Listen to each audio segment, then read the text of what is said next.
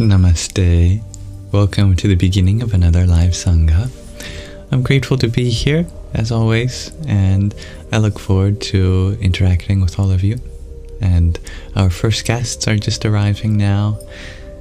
May you all feel as well as you can be in this moment. I trust that.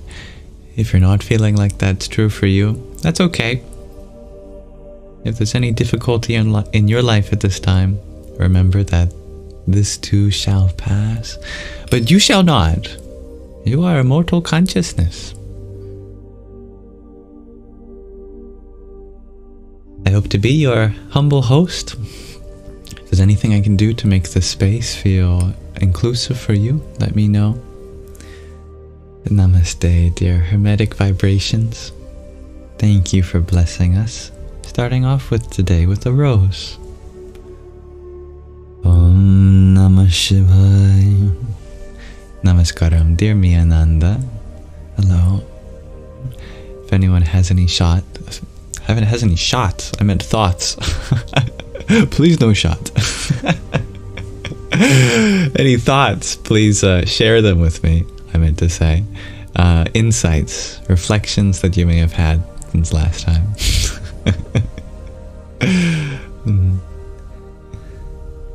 May we take a deep breath together, starting off with today.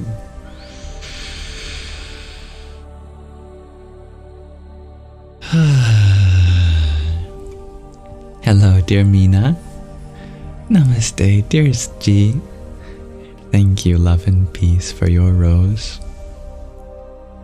Hari Om Tat Sat. Namaste, dear Sazrar. Thank you, love and peace, for another rose. If anyone wants to share how they're feeling, I would love to know. I do care, and it's good to know what kind of feelings are in the air today around the world, so I can hold space for that. The least I could do. Hermetic vibrations, you share a feeling of very grounded energy today. Oh, I'm happy to hear that. Yeah. Originally, I was planning on doing a grounding mantra at the end of this month, this Sangha, for the root chakra, but then I remembered it's throat chakra Thursday, so I chose a different chakra instead. Sazrar, you are feeling very sore and depleted. Those are very, very descriptive terms. Thank you for sharing that. May you find rejuvenation soon. And thank you for asking. I'm feeling well. Dear Kevin, you share in Ireland there's a bad storm at the moment. Ireland is known for its weather. Yes. Well, I hope that it's a storm in which you are safe and your family, your loved ones. I love that, NJ. I am rejuvenation. It's beautiful. Hello, dear Klaas. Namaskaram, dear Ragnhildur. Dear Miyananda, you share that Kali came into your nightmare and took care of you. Oh, perfect. She is the nightmare to the nightmare. She scares away bad dreams. Thank you for sharing that. Hello, dear Sky Guardian. Ragnhildur, you're feeling happy and grateful that I'm on so early today. Oh, well, I'm grateful to be here. I know for many people here, it can often get pretty late, especially if you're in more Eastern time zones. So I'm hoping that earlier live streams can be more consistent and that they help us all go to bed a little earlier.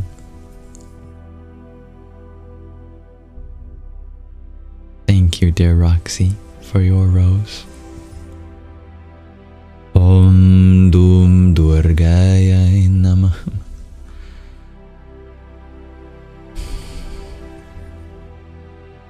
Sazrar, you share, but if you're depleted, perhaps you're a gold mine that's just given the gold away to someone. Well, it's a beautiful way of making yourself into a treasure. Nonetheless, let us not give all our gold away. I keep some to take care of this body, this mind. You are an infinite gold mine. Oh, welcome, dear Roxy. Thank you, love and peace, for another rose. Dear Meena Wave, you ask, if you want to make your own mantra with the syllables, what do you need to Google? If I know what you mean, yes. That is probably a lengthy discussion. The process of mantra creation is not complicated, but a delicate process. One text that very much helps with that is called the Kamika Agama. It's an ancient text from southern India that teaches the meaning and power of certain syllables. I believe it's the third chapter, I want to say, the third chapter in the Kamika Agama. Let me double check that. I actually have it open because I used that today for the mantra at the end of our live stream. No, sorry, second chapter of the Purva Panda of the Kamika Agama, the first part of the Kamika Agama. That's Kamika Agama, Kamika Agama. In fact, I can send you this Google Doc that I made from the Kamika Agama, the second chapter. If you can see this, tells you about the meaning of each sound in Sanskrit, from the vowels through the guttural, palatal, retroflex, dental, and labial sounds, as well as the approximates, fricatives, and the special sound ksha. If you want this, I can send it to you. ChatGPT is also really good at helping you conjugate verbs in Sanskrit, or the equivalent of verb conjugation in Sanskrit. A very simple formula is Om, then the word that you want to use as the object of your meditation in Sanskrit, and then you have to modify the ending of that word to make what's called a dative form, dative, and then you add nama at the end of it. Depending on the word, it's the ending is different. For like Shiva, for example, masculine ah sound at the end, you just prolong the ah and you make it aya. So Om Shivaya Nama. The very simple formula. For a feminine long E sound, you change the E at the end of a word to Yai. So for someone like Saraswati, the goddess of knowledge, then you do Om Saraswatiyai Nama. And ChatGPT can help you with the endings, making the grammatical case at the dative form. And thank you, dear Neon Jello Pack, for your quintet of finger hearts. Om Am Saraswatyai Namah. Hello, dear Anna. Hello, the letter P. Hello, dear Chloe. Hello, dear Crossfires. Oh, don't worry about subscribing. If it's not working, that's fine. You're never expected to.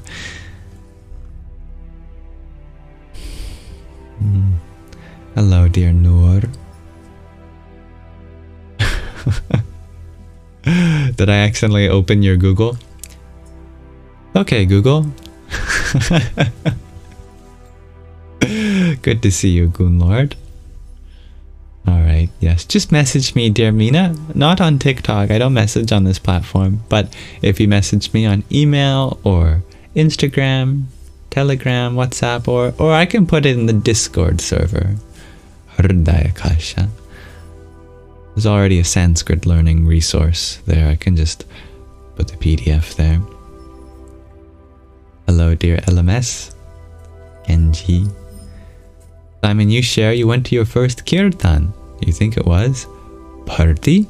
Chanted mantras and drank cacao. I love that. How wonderful. Yes. What a beautiful form of bhakti.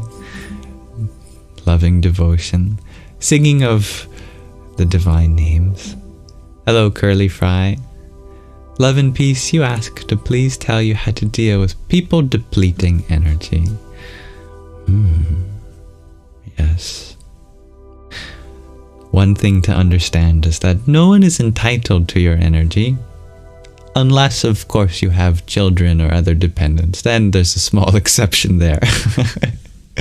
Of course, people who depend on us and aren't able to be independent, then yes, they deserve our energy. But for strangers, for people who are supposed to perhaps provide energy to you in some ways, if they are depending on you for something that they could get independently, then please set boundaries. Yeah. It's important that your energy goes to the things that, really create change in this world. If it goes to someone who's just taking advantage of that and not actually growing from it or changing, then there's no point in that.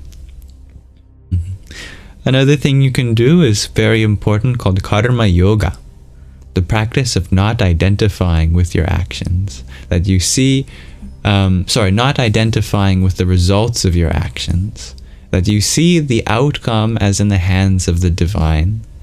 So you'd put in the effort to do as best as you can, but if something wonderful happens, you don't feel like that came from you. You feel like that came from the universe or the divine. And the reason that's important is because we don't feel so depleted.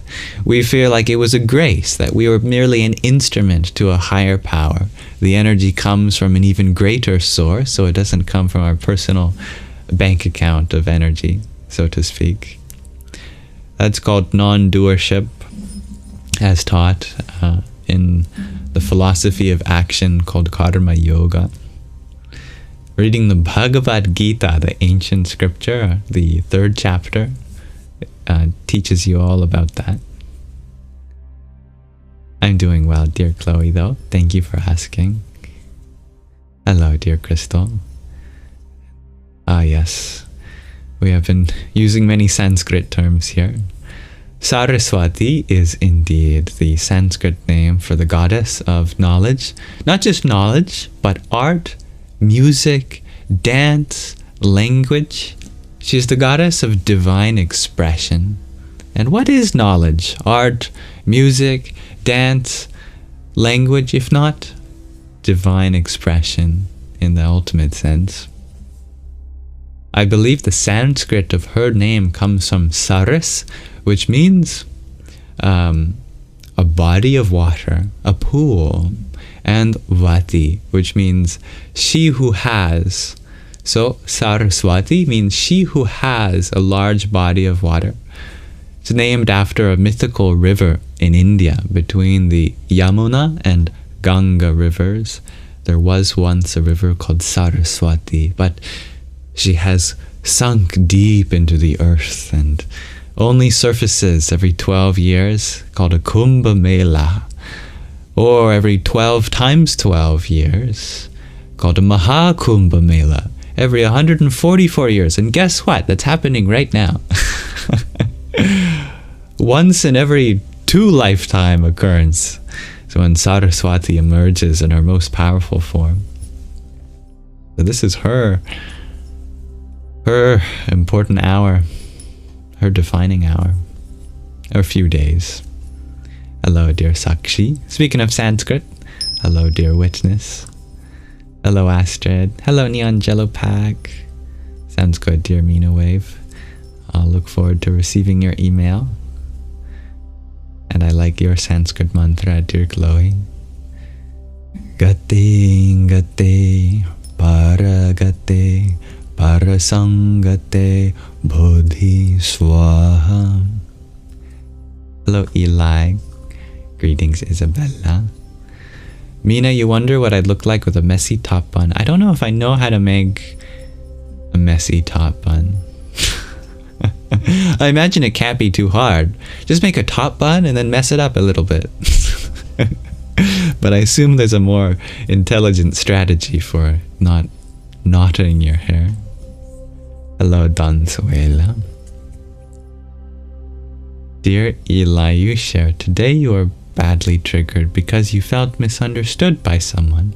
Why is it so painful? There's tender wounds there to heal, and you're not alone in that.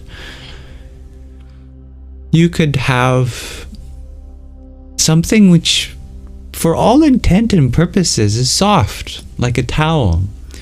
But if, for example, your skin is very tender, then just even the towel rubbing against that may cause shooting pain, or a rash to break out, or things like that.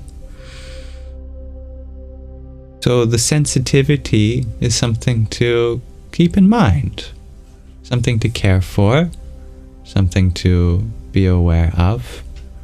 During a time of healing, especially, on no particular timeline at all, other than the one decided by what feels right by you, you can withdraw from things that trigger you as a temporary solution. In the long term, we have to use that space, that withdrawal, to then heal on those things. Even if it takes a lifetime, it doesn't matter, because the result is not as important as the process, the journey. That journey is what it means to be alive, that you are attending to something important. Healing is always important.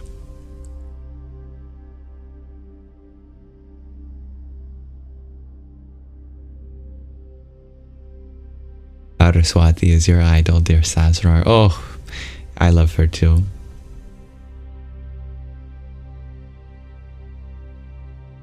Hello, dear Urahina.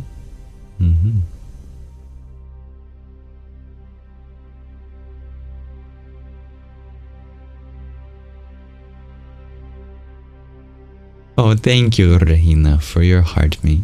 Your septet of team powers. A pair of tiny tinies. Yippee!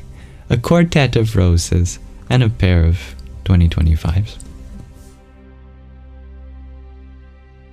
Om Namah Karnim Ambita Me Shorim Nadita Me Horim Devita Me Aim Saraswati Swaha.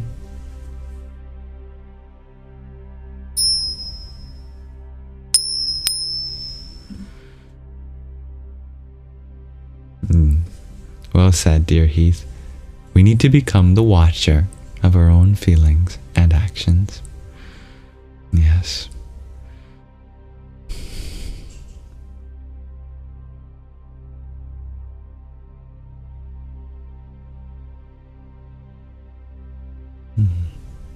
Dear Roxy, you ask, what's the mentor program window on the right? I don't know. I can't see your screen. It probably looks very different for you. But how can you support me or my team? That's a feature that TikTok has. I don't really understand it, but there's something called a team. You're automatically a part of the team of various live streams if you just participate in them, engage in them. I don't think it really does anything other than you just show up on that list and you have a little icon next to your name. It does not make a difference for me. I will happily attend to you all equally, no matter what. But yeah, it can be, I guess, a measure of how much you participate, if that's something that interests you, if you're interested in participation here. Which, of course, I love, but will never be expected nor necessary. Participation helps boost the live stream to a wider audience. That is something that it does, actually. So if you find value here, and you feel like other people might benefit from that value, then participation in general, commenting, liking, sharing the live, that all boosts the live for other people's For You pages. If not, however, that's okay. I like the size of the live stream no matter what. The biggest thing you can do to support me is show kindness to others. Truly, it makes me the happiest to see that. To show love and care for people, no matter where they come from. That really helps me cultivate an inclusive space here.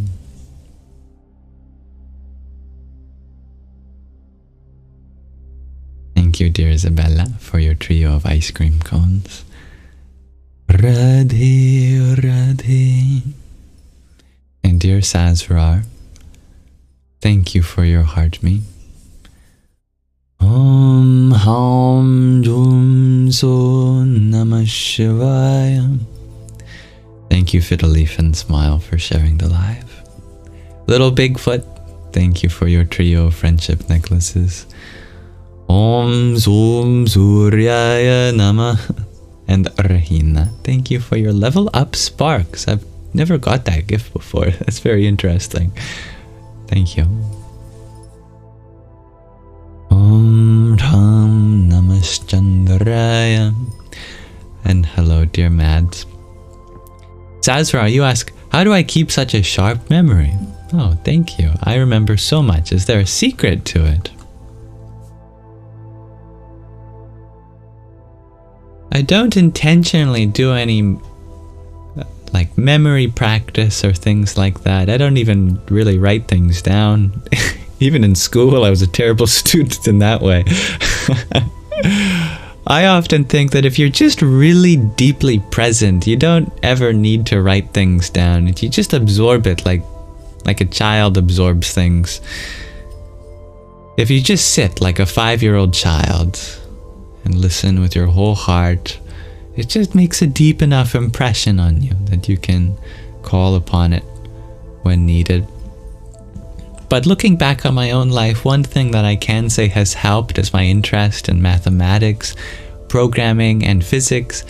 That was definitely an exercise for my mind, and I spent a lot of time playing around with equations and programming problems, trying to think about algorithms and things like that. I still do programming projects, although the math side has dropped off a little bit. I think that definitely keeps my mind or my intellect sharp.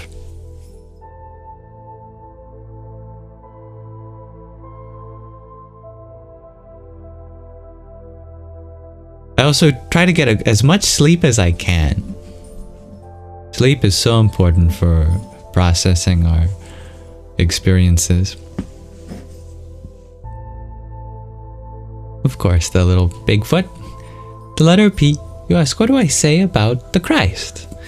Well, the Christ is a sure way to reach the divine.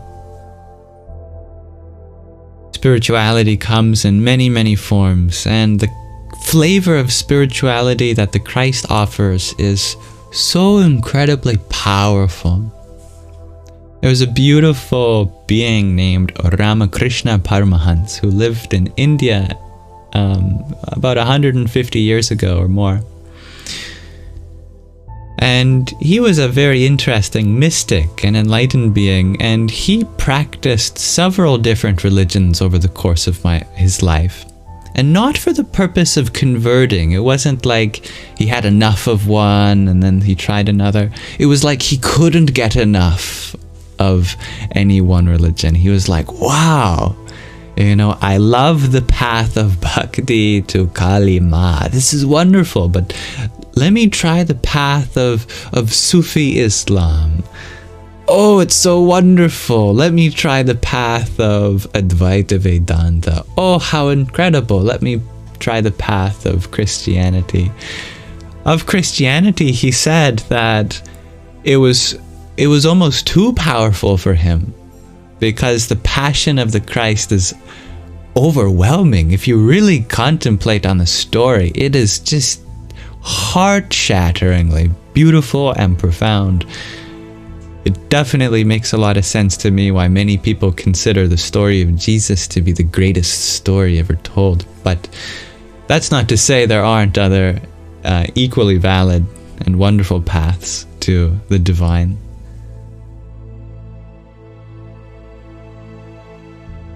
Thank you, dear Lori, for your subscription. I'm so grateful to have you here. Om Namo Bhagavate Vasudevaya. Oh, thank you, dear Smile.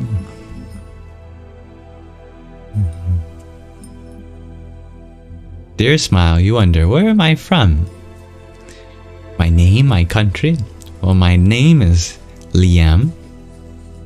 Just add one letter to Yam. Lyam. And my country is Canada.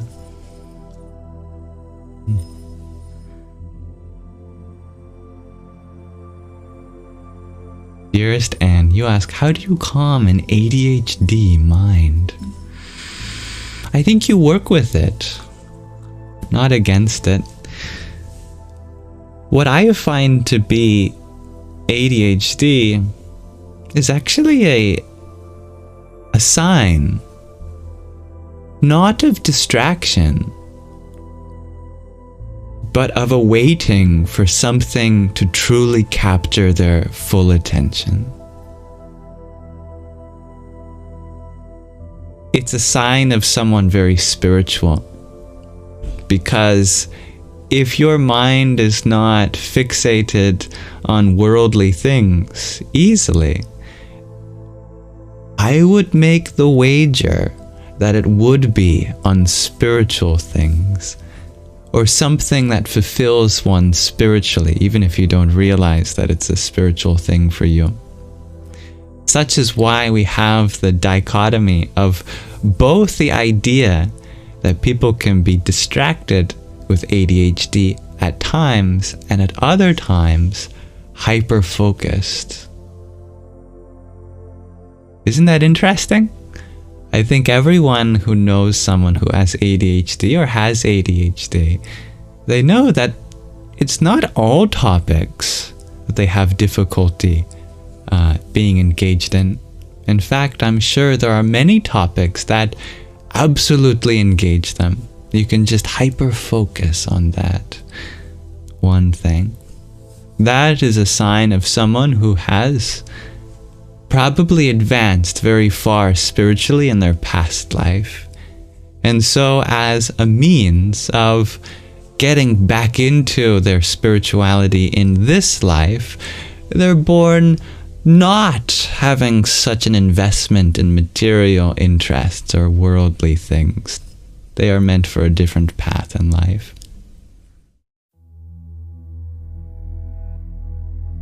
Thank you, dear Lori, for your tiny yippee and finger heart. Here's one for you. Om Namah Shakti Shivaya. So, how to calm an ADHD mind? Find your spiritual interest. Your mind will naturally come to be one pointed on that. Develop a sadhana, a spiritual routine that really captures your heart.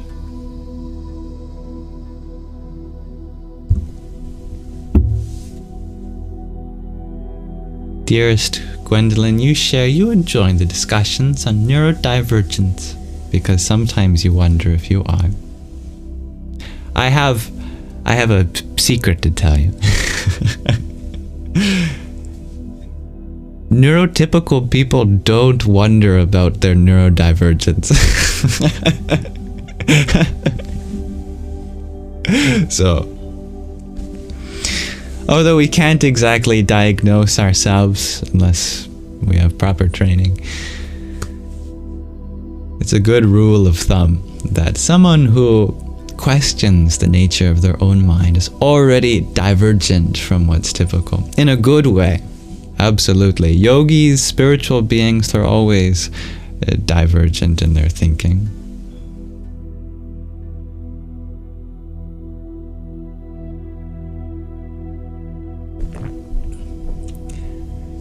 Dear Ken Carl, you ask, what's my take on Zen versus Mahayana Buddhism? Well, they're both valid forms of Buddhism. They're very complementary.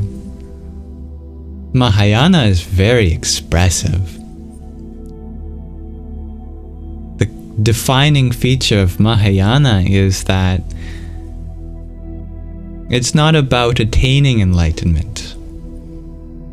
It's not about reaching nirvana, which is astonishing to many other Buddhists because that is definitely the main goal. To the Mahayana Buddhists, they believe that not even the Buddha truly entered nirvana, that at the final moments in that meditation under the Bodhi tree, the Buddha realized that actually it would be selfish to leave this world and enter nirvana, because doing so would leave behind everyone who is still in samsara. So the real samsara, so to speak, the whole time has been the need to escape. But if you can escape from your own escapism and serve the people here, then you've reached a different kind of nirvana that isn't separate from this world. A true bodhisattva, indeed. Zen, on the other hand, is complementary in the sense that it's not about attaining anything external. Not about attaining really anything. Whereas Mahayana is very much worldly. Zen is very much otherworldly. This is my cursory understanding. I'm a lot more familiar with Mahayana than I am Zen. What I love about Zen is that it's so simple.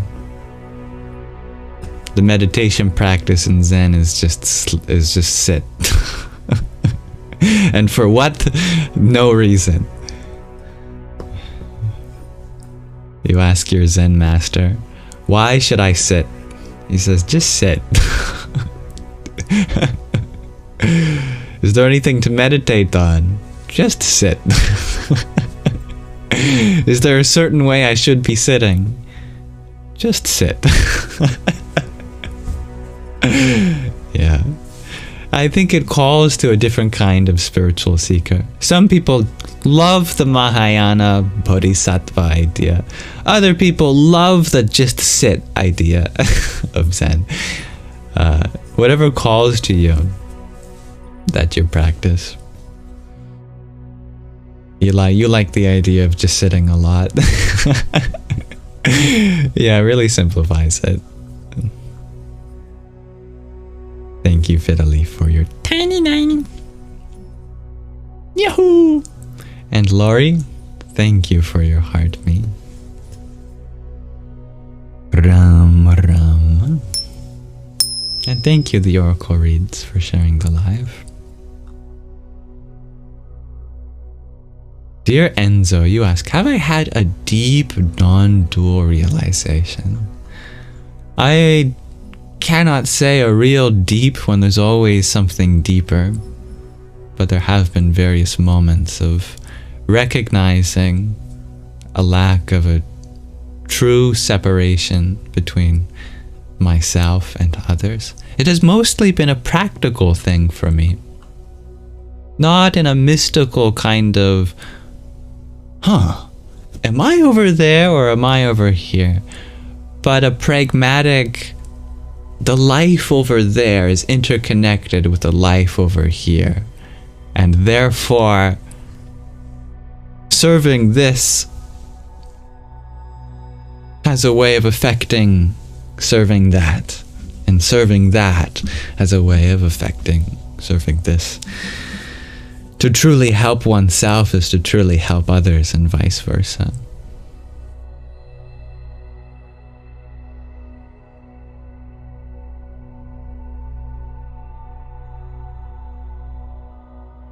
Dear Diamond, you like the idea of napping as a meditation practice. Well, there's a yoga for that. The sleep of the yogi. Yoga Nidra. Dearest Miyananda, you ask, is my recent YouTube interview up? Not yet, sorry. I'm really taking my time with that, I know. But it's gonna be perfect when you see it. I'm like 95% done, actually.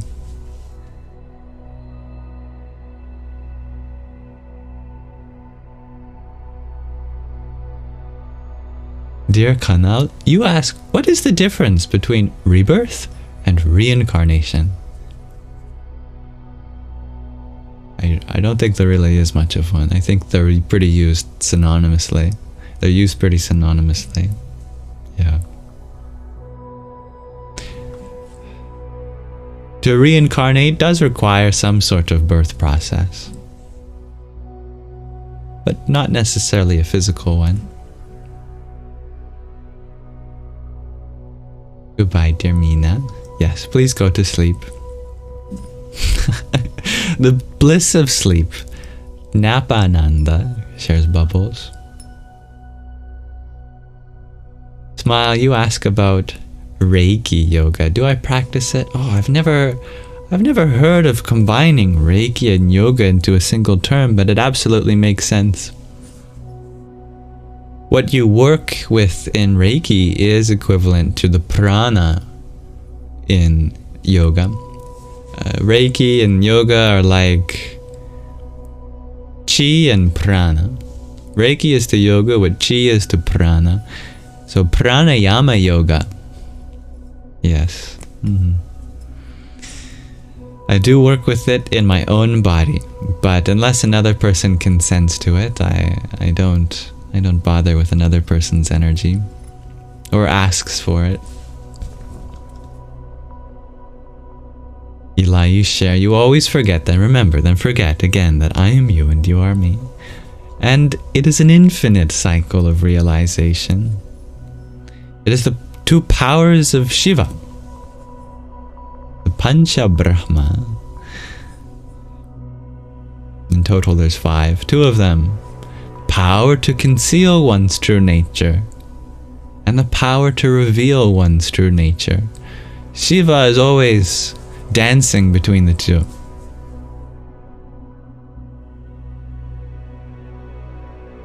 Darren, you ask, do I like potatoes better or yams? If I ever have the choice between potato fries or yam fries, I go for the yam fries. But if I only had yam fries, and if I had a choice, I think I'd go for the potato fries. What's special about the yam fries is that they're often more rare than the commonality of potato fries, for example.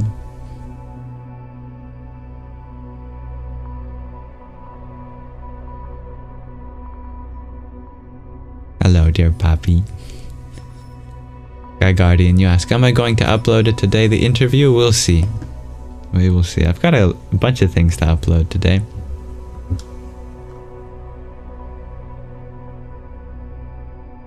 Letter P, you ask, so we come back to existence because of a must or because we want to come to help others? That's a choice. Absolutely. Not an easy choice, mind you. Most people come back. Here, I'll tell you how reincarnation works. It's described in a most beautiful verse.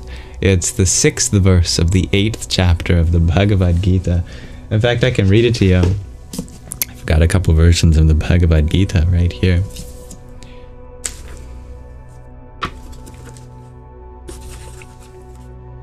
The verse is, mind you, this is from like 5,160 years ago. In the single ancient Sanskrit verse, you can use this as an axiom to deduce many different truths about the process of reincarnation. Om Yam yam vapi smaran bhavam dhyajatyante kalevaram tam tam evaiti kaunteya sada tadbhava bhavitaha.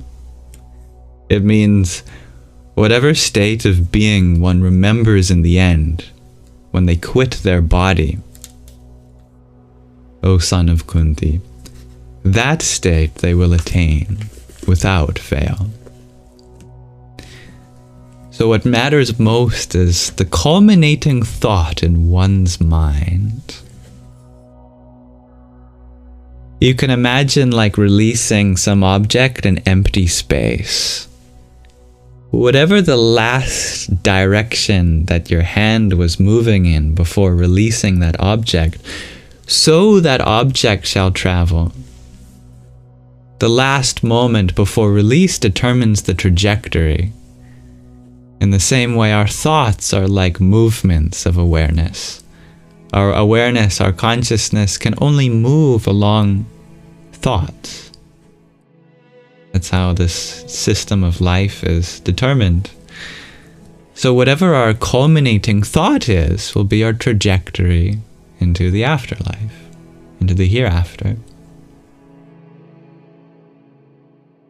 If we have thoughts that are to be manifested through another human body, then one will get another human body.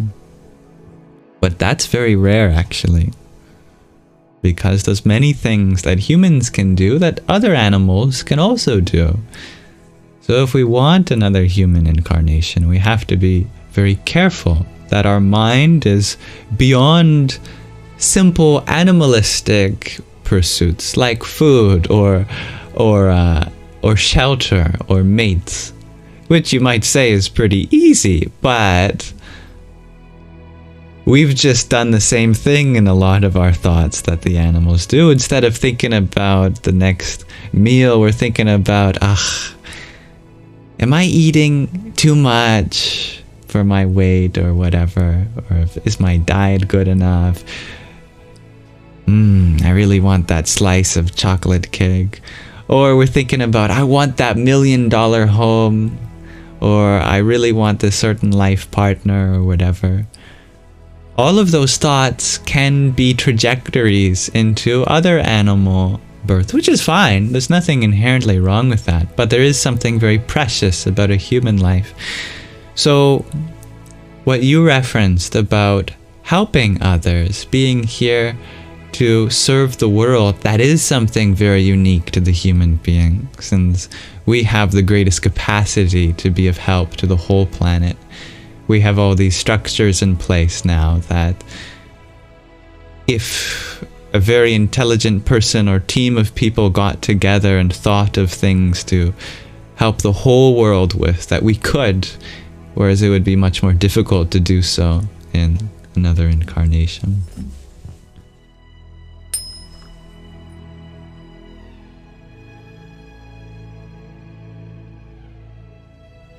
Dear Kanal, you share, a girl told you that a Buddhist believes in rebirth, not reincarnation. So that's why you ask. That's very interesting. I've studied Buddhism. I'm familiar with many different forms of it, but I've never heard that distinction before. So I'm afraid I wouldn't know what she's referring to, but I'm sure she means something wise by it. I wouldn't know without asking her.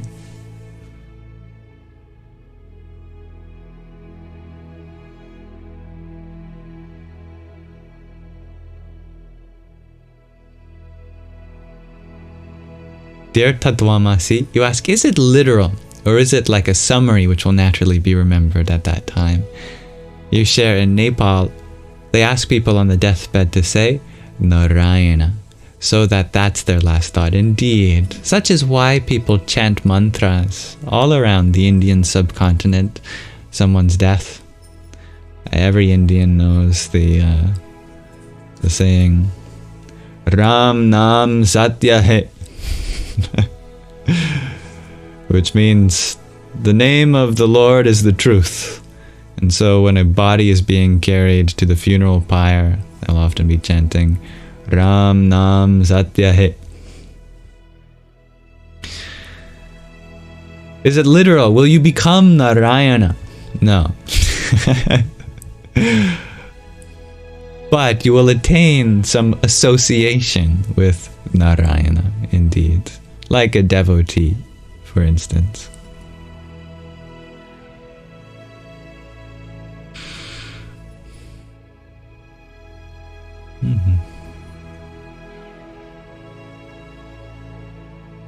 Yes, I understand your confusion for that, dear Eli. Hello, dear Michelle.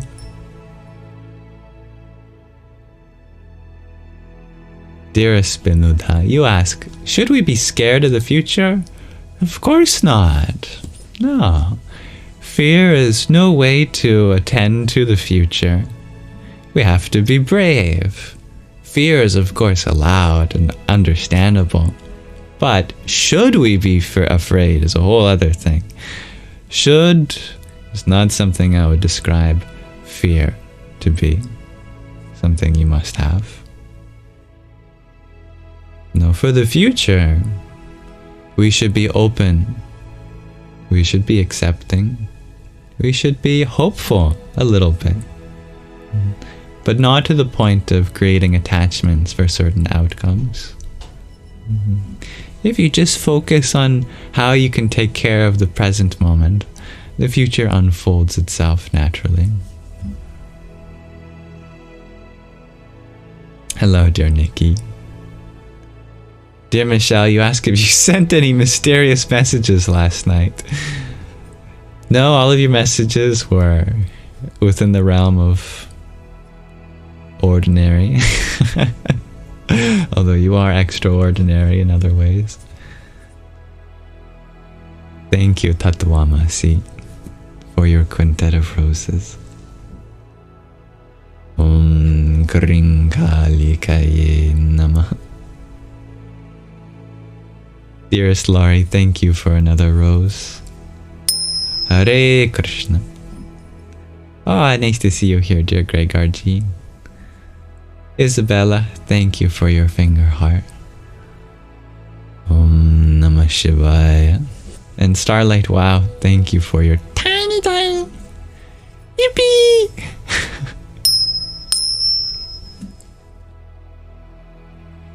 Ah, what a beautiful corollary, dear Melinda. The Christ's last thought must have been love and forgiveness. Indeed.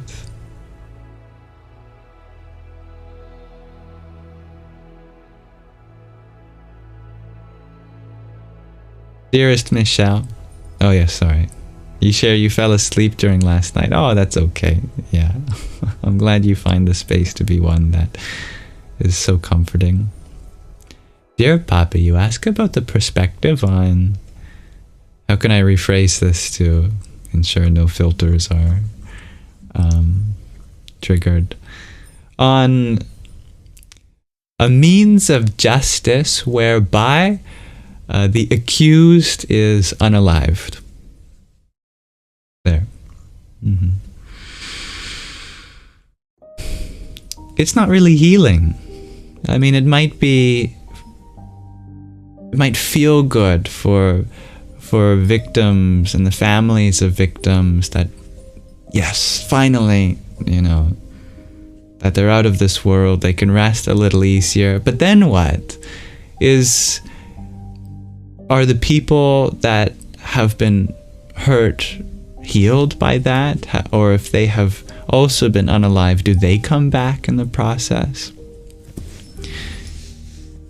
Currently, our justice system seems to work like if someone gets kicked down a few notches in their life, that our solution is to kick the other person down an equivalent amount. But if we keep doing that, then society will only ever get lower and lower and lower and lower. For a justice system to truly make the world a better place, what we do is that when someone is kicked down, that we bring them up. And we teach the other people how to not put others down. And that way, whenever there is some fall in happiness through suffering or what other means, we put our resources to making sure that everyone is brought back up to the same level. Or even higher.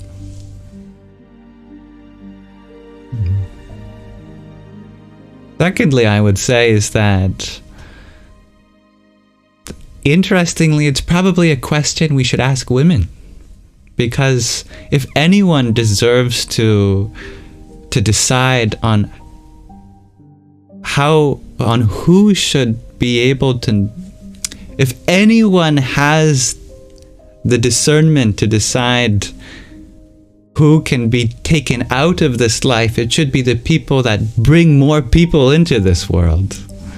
It seems like there's a karmic connection there. You know, my mother always said, I brought you into this world, I can take you out of this world. So why don't we leave it up to the mothers to decide this? See what they say about it. If all the mothers decide, oh yes, fine.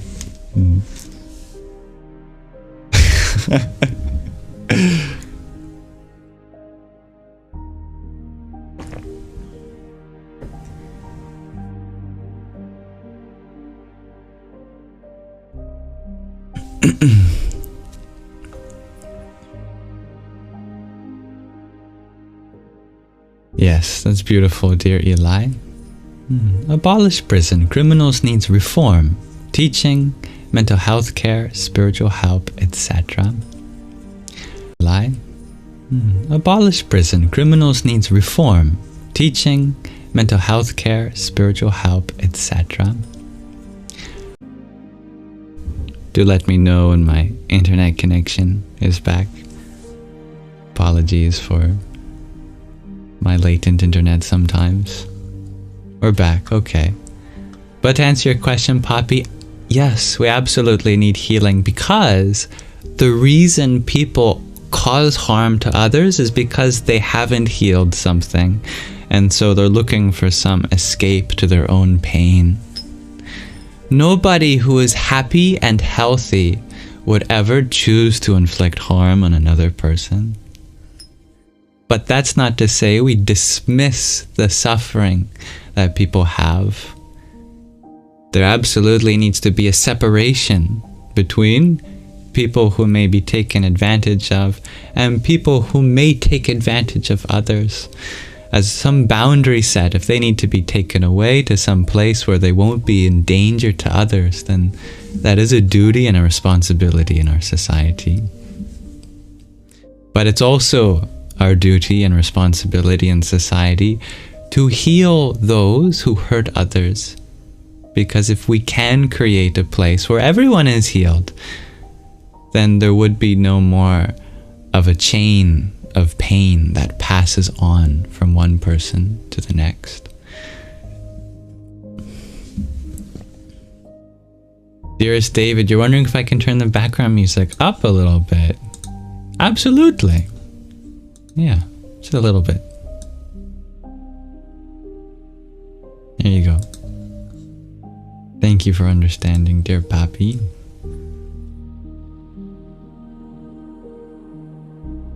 Hurt people, but loved people love people. We have to love and take care of the hurt. That includes both the victim and the propagator of that pain.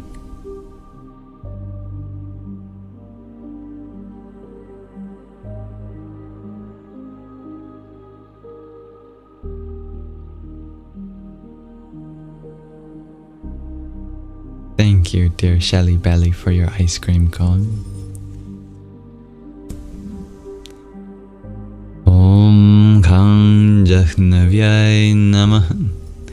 Dearest Anne, you ask, how can you hate in this world if you have been loved? Exactly. And true unconditional love, not love with expectation or love that makes demands. Thank you, computer wax. for your rose. Om Vasudevaya Nama. And Isabella, thank you for your trio of roses. Hariom Tatsat. Biday, thank you for your heart mate. Om Som Somai Nama. Dearest Greg RG, you ask if we've been sticking to the jazz day thing. We've had some jazz days once a week or so. Yes. Spinudha, you ask, what do I think about Aristotle logic laws? I don't have memorized the list of them, but I'm pretty sure that he's basically the founder of all of the laws of classical logic, which I am more familiar with. So if that holds true, then classical logic is probably the simplest kind of logic that you can have, that is consistent and reasonably complete. Actually, it is complete. With zeroth order classical logic is both consistent and complete, which is really rare, because Gödel proved that almost all logical systems cannot be consistent or complete simultaneously. That is, if you go beyond zeroth order logic and into first order logic. We won't dive into what that is, but for the purpose of this discussion, Gödel's incompleteness theorem doesn't apply to propositional calculus, to zeroth order logic. You're talking about the law of non-contradiction and the law of identity. I thought you were going to go there. Yeah. Those are the laws I disagree with. There are many contexts in which those laws, I feel like, don't apply. But it's all based on context, right? There is no absolute set of logical laws. There is no absolute logical system for everything. The situations in which different logical systems are best. When it comes to big philosophical questions or spiritual inquiries, I find it's best to have something more with more liberty than classical logic and binary logic, especially. So many big philosophical questions become paradoxes if we stick to classical logic. And then if we stay in the realm of classical logic, then the question becomes unanswerable. For example, I find the question, does God exist, to be unanswerable in classical logic, because the simple answers of true or false don't really capture the nuance of the existence of the source of existence, for example. I think we'd have to go beyond simple binaries to unpack the truth of that relationship between existence and its source. Just like the water is wet debate. Is water wet? Well, is the benefactor of wetness something that wetness can apply to too? It's very difficult to answer if you are in the binary world of just yeses and nos. But if you allow for nuance, then you can get another answer that's beyond just yes or no. You're funny, Reina Priyaji. Ultimately, it comes down to definitions. You're right, dear Gwendolyn. You're funny, Reina Priyaji. Ultimately, it comes down to definitions. You're right, dear Gwendolyn. Nature of how computers run today. But quantum computers will change that, and they must run on a completely different logic. The 1 and the 0 are bits, and a bit can be in either two states, on or off. This is analogous to true or false, yes or no. But quantum logic, a qubit, a quantum bit, it can be in an infinite combination of ratios in their probability measures between on and off, going from 2 states to literally uncountably infinitely many states is a quantum leap. That's for sure.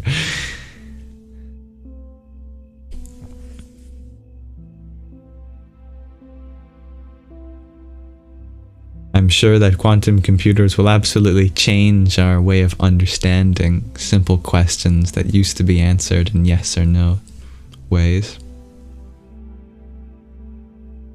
Yeah, qubits can be both at once or anywhere in between.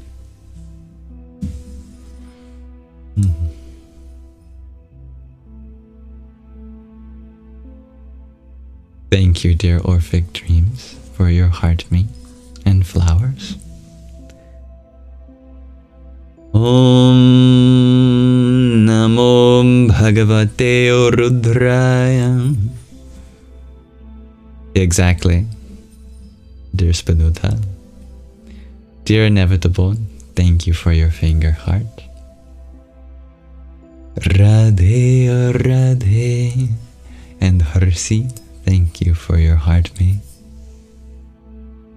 Om Arm Ashwini Bhyam Nama. Oh, I like the way you put that, Ken. Quantum computers will show us we are asking the wrong questions. Beautifully put. So, Greg RG, as a qubit analogy to reality, did the universe begin, or has it always been? Both. Yes. In fact, physicists have many different ways of measuring time. Linearly, logarithmically are 2. Linearly, the universe is 13.7 billion years old. Logarithmically, the universe is infinite. Logarithmically, because of the nature of how the universe has been expanding, if you keep track of those interactions in another metric space, another system of measurement, then as you go back further in time, closer to the Big Bang, time actually ticks slower and slower, and so at the Big Bang time would stop. Therefore, if we measure absolutely, this kind of logarithmic time it's called, then there is no finite duration of time between us and the Big Bang. That linearly what happened within a second might be expanded to 1 billion years if you actually endured that moment. There's a certain relativity there. So you can have both things true indeed. That the universe had a beginning, but that beginning was an infinite time ago. Thank you, dear Saturnus, for your team power. Om Maya Shakdaye Nama. Like a nautilus shell, indeed, dear Gwendolyn. And in fact, a nautilus shell is a symbol of Vishnu as a form of infinite time, called a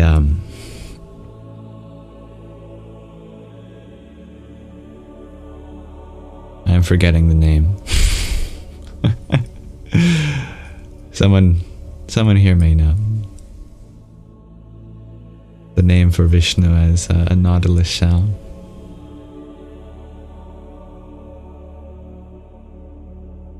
Oh, I'm glad that piqued your interest, dear Greg RT. Not Ishnu. That's funny, Greg RT. Spinoza, you ask, how did the universe begin? as far as we know, both physically and through spiritual texts, it began as something which was unified, something which was one. And then that oneness became a certain kind of manyness through subsequent divisions or dissensions or projections, so to speak. Physics-wise, the grand unified force split off into gravity and the electronuclear force, giving rise to energy and space. Then the electronuclear force split off from the nuclear, or the strong force, and the electro-weak force, giving rise to colored particles like quarks and gluons. Then the weak nuclear force split off from the electromagnetic force, giving rise to all the other particles like electrons and photons. And now we're just in the dance of all those particles rearranging in different ways. Spiritually, you could say that one separated into Prakriti and Purusha, primordial nature and consciousness, and then Prakriti separated into the three gunas of Rajas, creation, Sattva, sustenance, and Tamas, dissolution. And then those three energies are now just combining in different ways.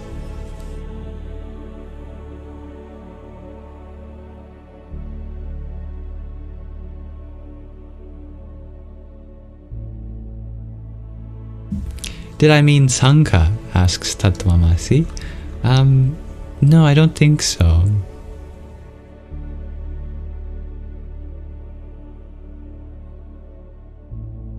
Benuta, you ask, why did it happen at a time and not another? Was there a time at all, actually? No, time really cannot be a meaningful concept before the beginning, because it's like asking what's north of the North Pole, right? What's north of the North Pole? Literally speaking, nothing, unless you want to get more abstract and say what's above the planet, but then now we're expanding our definition of north. Radhe, oh Radhe, dear Magdalene Priyaji.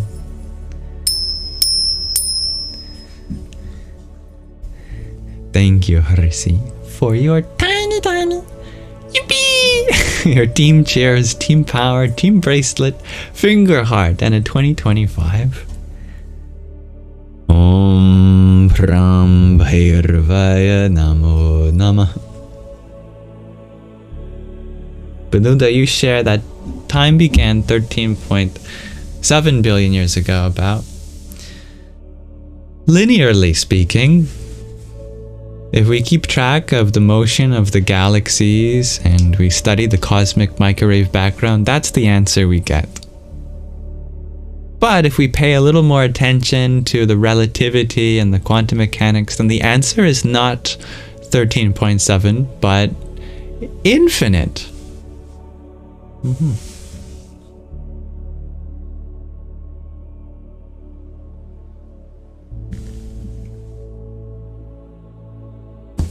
That's the difference between linear and logarithmic time, as we were talking.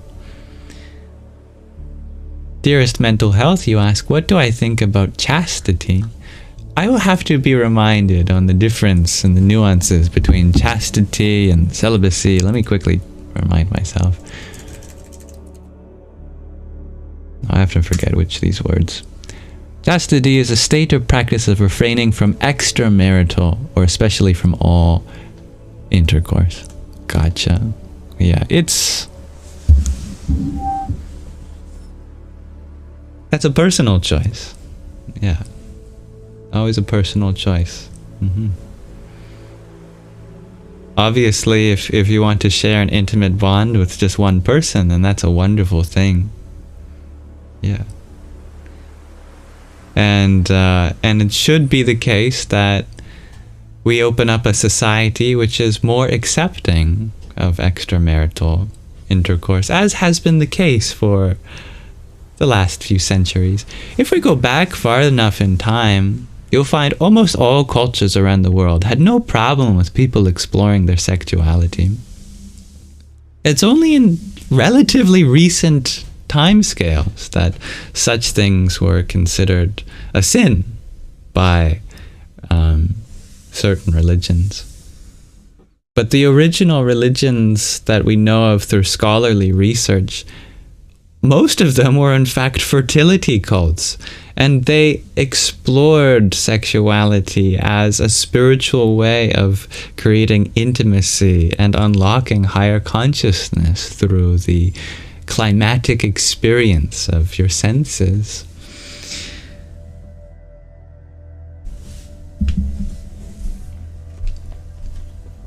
There's absolutely a lot more room in our society to be more open-minded about these things.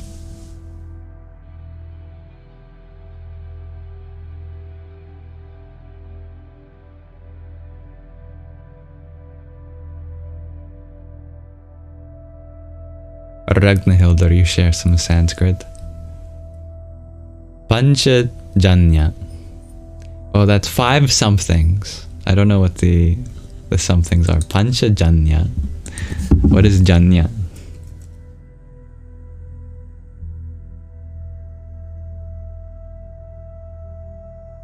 Oh, the conch. Shankha. Yes. Yes. Actually, I'm talking about something different than the Panchajanya, but that's the name of Vishnu's conch. It symbolizes the 5 elements. Panchajanya. Gotcha.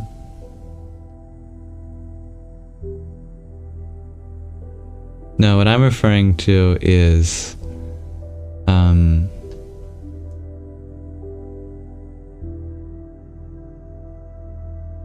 the fossil, the shaligrama.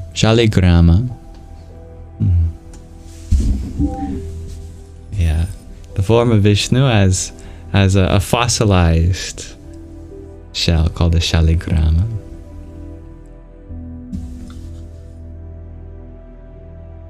But that's also a relation between Vishnu and nautilus shells, yeah.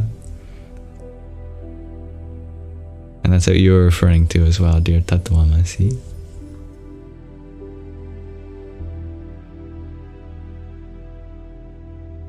And there's the Sudarshana Chakra as well, yes. This is spinning discus.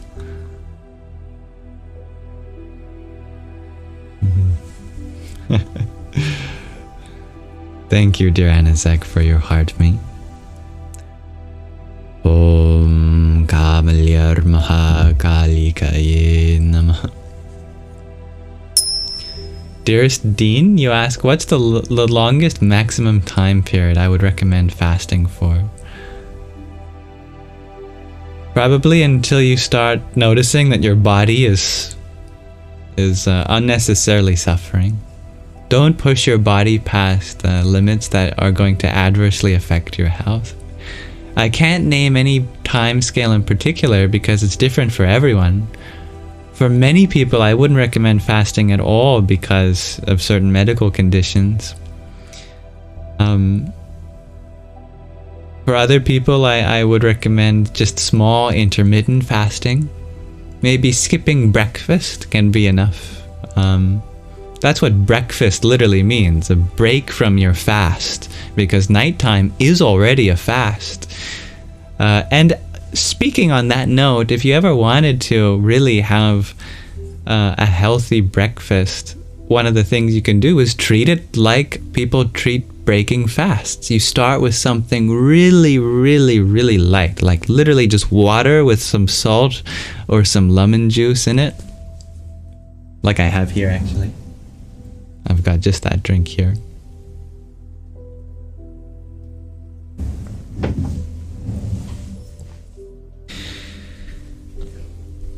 And then you start with something very easy on the stomach, like fruit. Just a handful of fruit at most, or a handful of nuts or fruit that can fit in your palm, like a a couple strawberries or an apple or an orange. If you treat your breakfast like a break of fast, that can be really easy on your body. And you shared that intermittent fasting is 16 hours. I'm not sure where that comes from. It can be any time you want. I don't think it refers to anything in particular, but you can choose the time scale that you want. So if you already sleep for 8 hours and you had dinner time maybe 4 hours before you go to sleep, then that's 12 hours that you're fasting already every day. So if you wanted to fast for 16 hours, then you'd wait another 4 hours after you wake up. That would, something like that. So maybe 4 hours is a good fast to start with. Dear Matt, you share you're currently in the 3rd day of a 4-day fast at the moment. Oh, how wonderful. How's that been for you so far? Like a margarita, shares Crossfires. Actually, I've never had a margarita. I know you're just joking, but let me see what a margarita is made of. Margarita contents. So tequila, orange liqueur, lime juice, a little bit of salt, ice cubes, lime wedge optional. Yes, I can agree. I can concur for the lime juice. A little bit of salt. But I wouldn't recommend starting your day with tequila or liquor.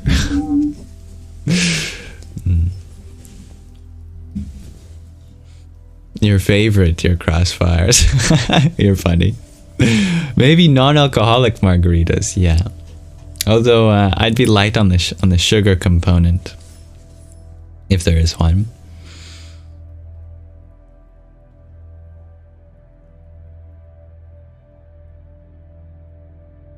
Thank you, dear Almas, for the rose you had sent. Om Aram Brahmane Namah.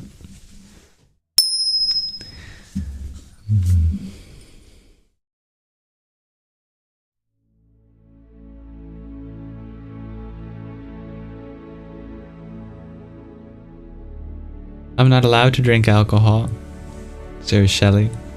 I'm allowed. It's a voluntary choice. I choose not to. I drank enough in my teens for the rest of my life. I drank a lifetime's worth of alcohol already. I'm good.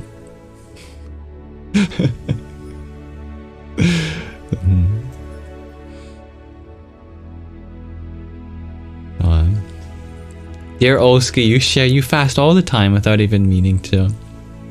I think many people with yogic samskaras from past lives often find themselves engaging in spiritual disciplines like that without meaning to.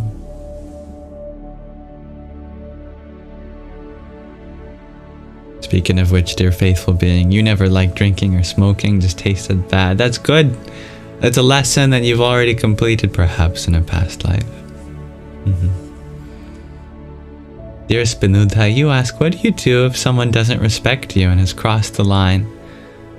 You share, you admit that you try to hurt them back sometimes. Well, thank you for sharing that. It's very honest of you. Yeah, I've been there. You admit that you try to hurt them back sometimes. Well, thank you for sharing that. It's very honest of you. Yeah, I've been there. My connection has returned. My internet disconnected me for a moment. I apologize. If it has returned, thank you for letting me know. I think studies have shown that when someone lets their anger dictate their actions, the brain actually releases a bit of dopamine. So it's hard to resist how good it may feel in the moment to let that anger overtake you sometimes.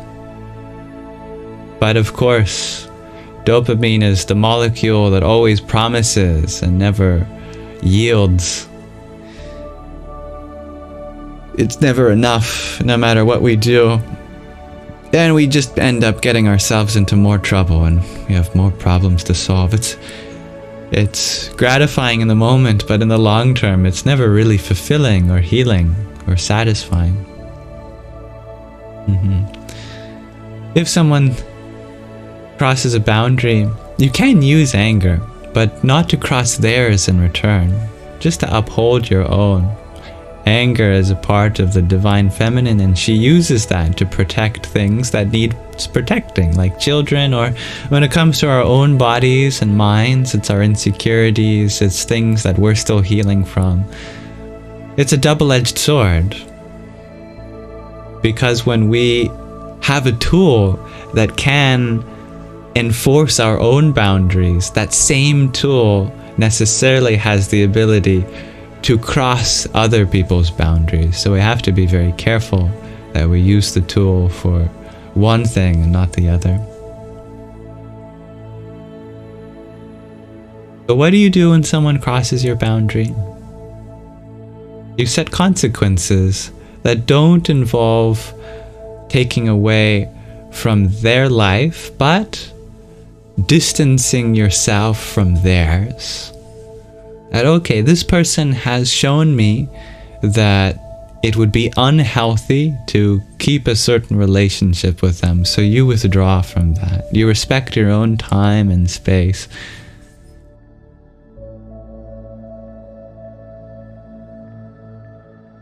If they don't respect yours, then you have to respect your own.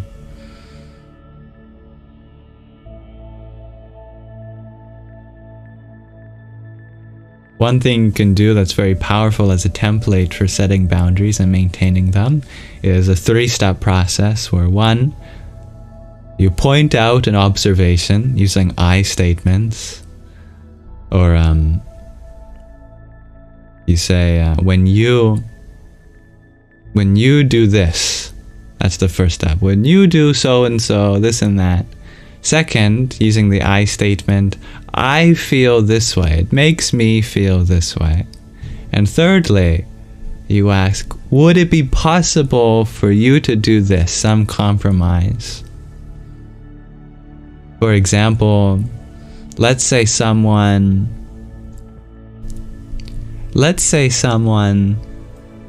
is constantly bragging about their own ability to do something, like, I don't know, their ability to get good grades on all their tests, and that might extend into depreciating your efforts, even though you aren't doing anything other than trying your best.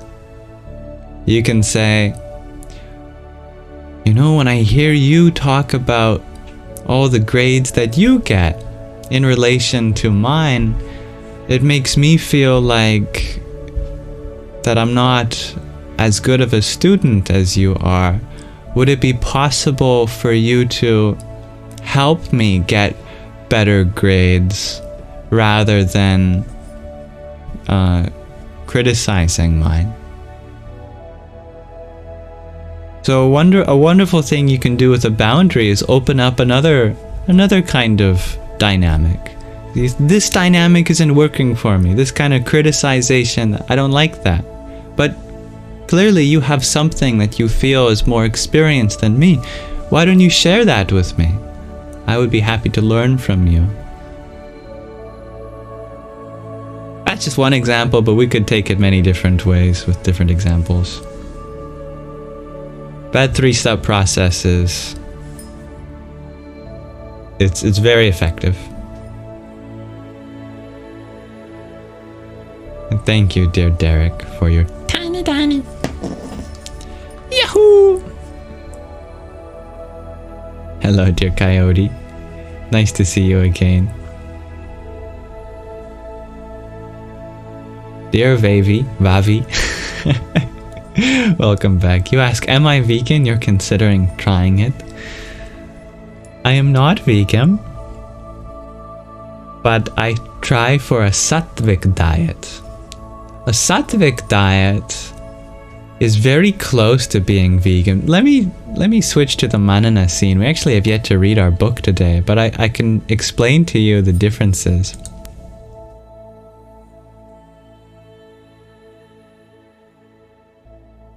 This would be a perfect use of a Zen diagram. Oh, that's a beautiful Freudian slip. I meant to say a Venn diagram. I just have to find the pen. The pen. The pen is missing. The pen. The pen is missing. Found it.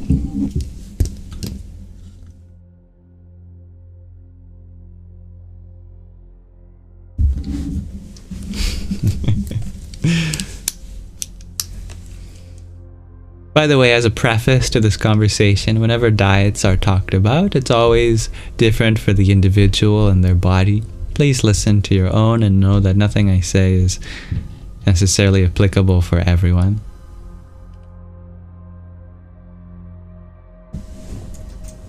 So if you can see this, here's the Zen diagram. There, I'll make it nice and big.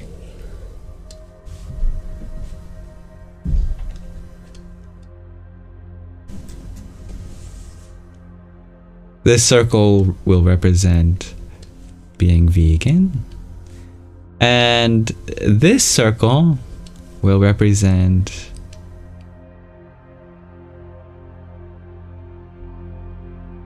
being Sattvic. I'll just call it the yogic diet. I think it might be easier that way. So what's the difference between a vegan and a yogic diet?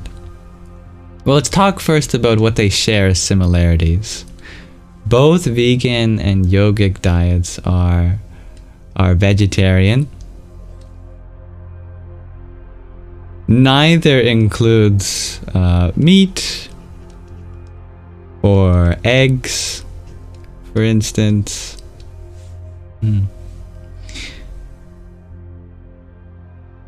It includes lots of fruit, nuts, seeds. I'm running out of room, but legumes, for example, grains.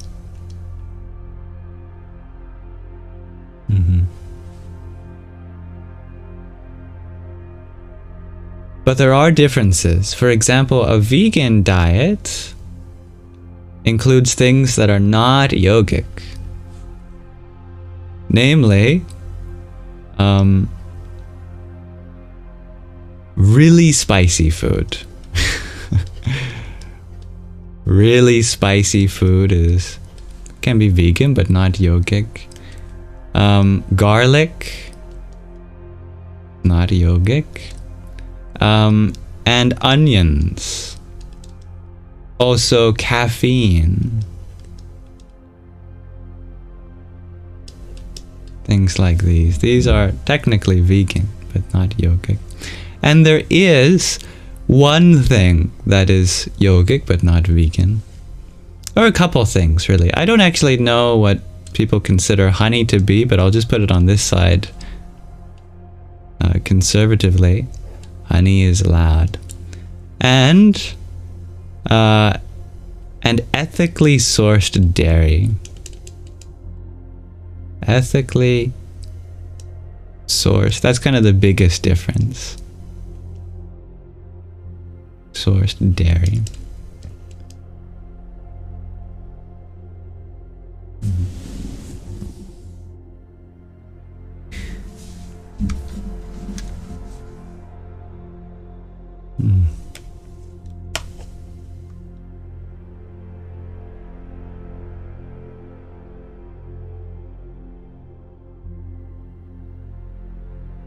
So those are the differences between a vegan and a yogic diet.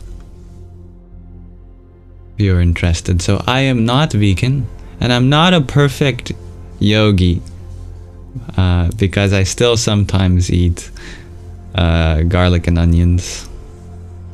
But definitely I fall into this Venn diagram.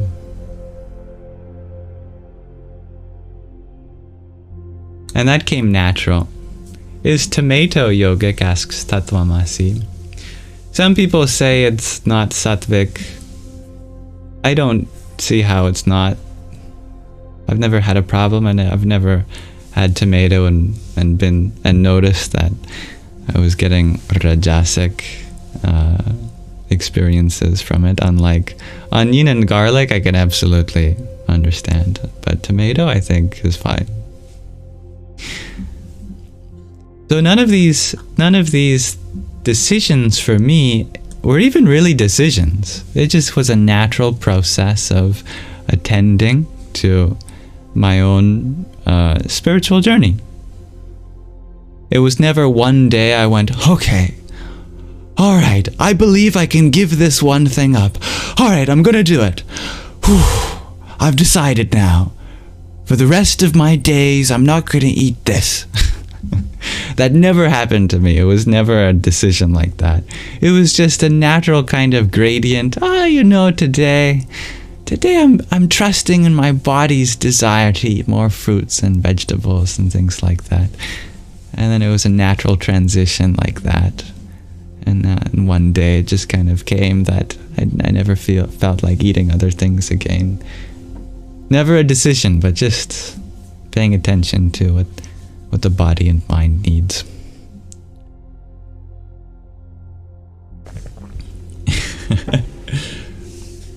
Oh, that's wonderful, dear Eli.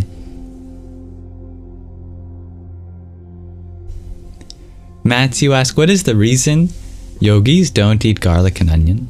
Not even as tools. No, they do as tools. Yeah. This is that diagram I showed. This is just for culinary, when you want to eat meals. If you need some medicinal, garlic and onion can be great for that. But as a basis for your diet and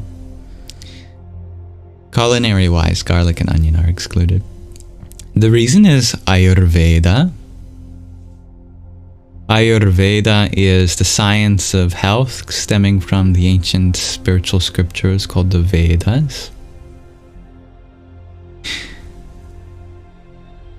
And it's said that all things in material existence have three energies to them. Rajas, the energy of creation and passion. Sattva, the energy of preservation and balance. And tamas, the energy of dissolution and darkness. A yogic diet, as I said, is a sattvic diet, meaning only foods that have the energy of preservation and balance, not foods that are tamasic or rajasic. Garlic and onion are rajasic, which means what they do is that they create an overactivity in the mind. This is something you may notice.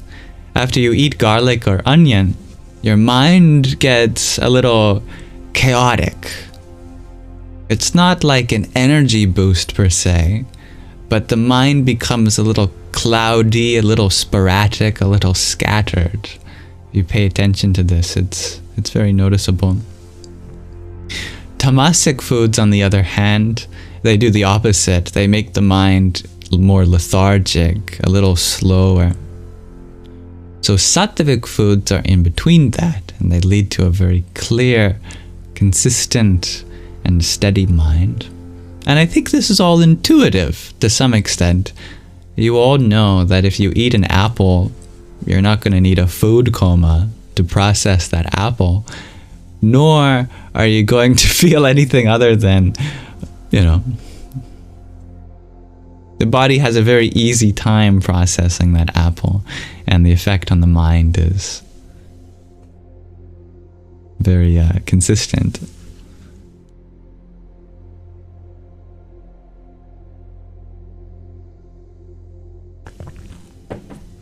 If you don't notice these things, if it really doesn't make a difference, then one need not worry about this. This is only when you're starting to even notice. If you are aware of these things, then it's a natural choice. If you're not aware, you can't really tell a difference, then you're not at that point. So don't worry about it. Just keep doing what you're doing. No need to jump to a level you're not at.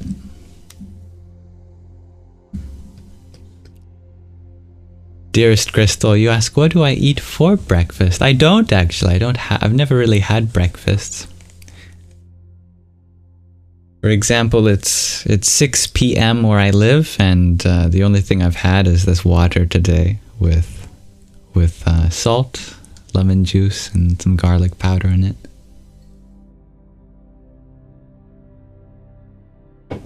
Are you allowed sugar? Absolutely. Yeah, Sattvic diet includes sugars.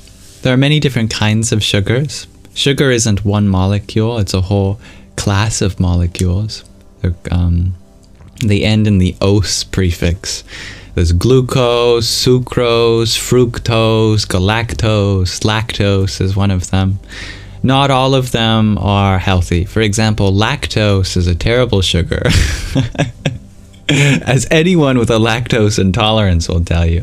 And most of the population has trouble with the sugar known as lactose. In fact, it's a stress hormone in a cow. The more stressed out a cow is, the more lactose they produce. Ideally, in a stress-free cow, there won't even be much lactose, if any at all, in your milk. So an increase in lactose intolerance in the world can sometimes point to cows in the world being more stressed out.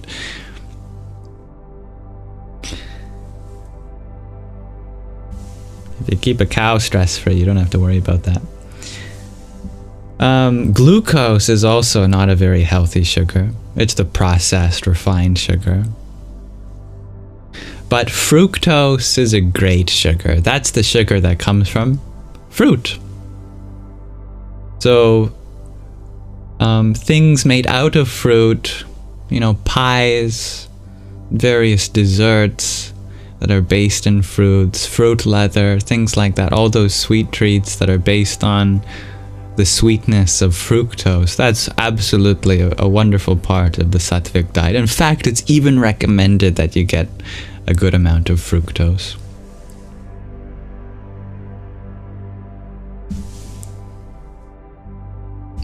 Thank you, dear Coyote, for your 2025. Dum Durgaya Nama. And dear Coyote, or strung by Stacy, thank you for the rose you sent before Coyote. Om Namo Buddhaya. And I pronounce it again for you, the name of the diet. It's called, it actually goes by 3 different names. There's Yogic, which is, I think, the name for the Wikipedia article.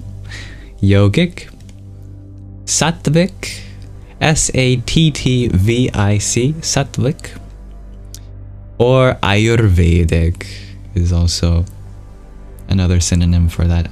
Ayurvedic.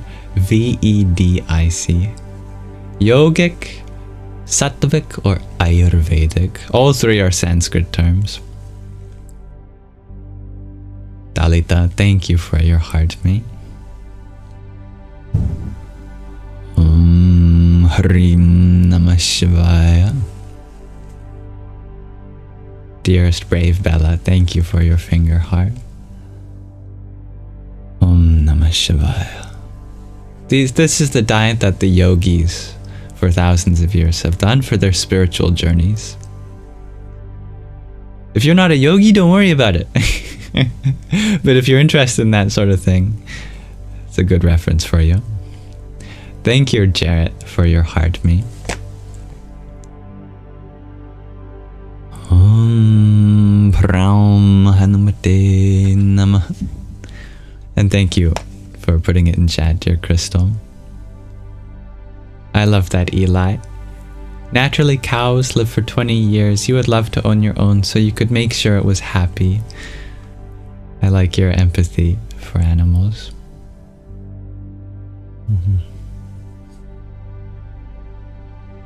And you ask, doesn't sugar turn into a caffeine-like state? I think a sugar high is mostly a myth used to get children to eat less sweets. It's more psychological. The sweetness just brings out an enthusiasm. I think.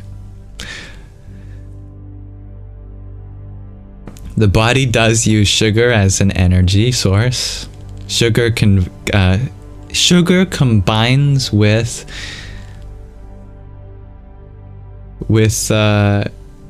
the oxygen to produce ATP, adenosine triphosphate, which is like your body's unit of energy. If you don't get sugar in your diet, you won't have energy. That's just a fact. Mind you, carbohydrates break down into sugar. So even if you don't literally eat sugar, you can still have energy if you eat carbohydrates like bread. In fact, what a carbohydrate is molecularly is just a long chain of sugars. Literally. It's called a polysaccharide, and a sugar molecule is known as a saccharide. So when you combine sugar molecules together, you get polysaccharides, also known as carbohydrates.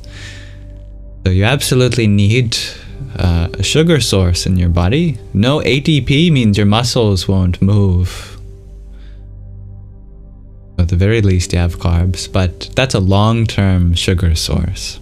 It takes a long time to break down carbohydrates into monosaccharides to produce ATP. It's good to have a short-term energy source as well, like fruit. Dearest Crystal, you feel like you're in science biology class. Well, I certainly learned many of these things from my science biology class. Rianan, you ask, do I ever fast? You'd also asked another related question, I think I remember seeing. Do I ever do fasting or just intuitive eating? 1 second.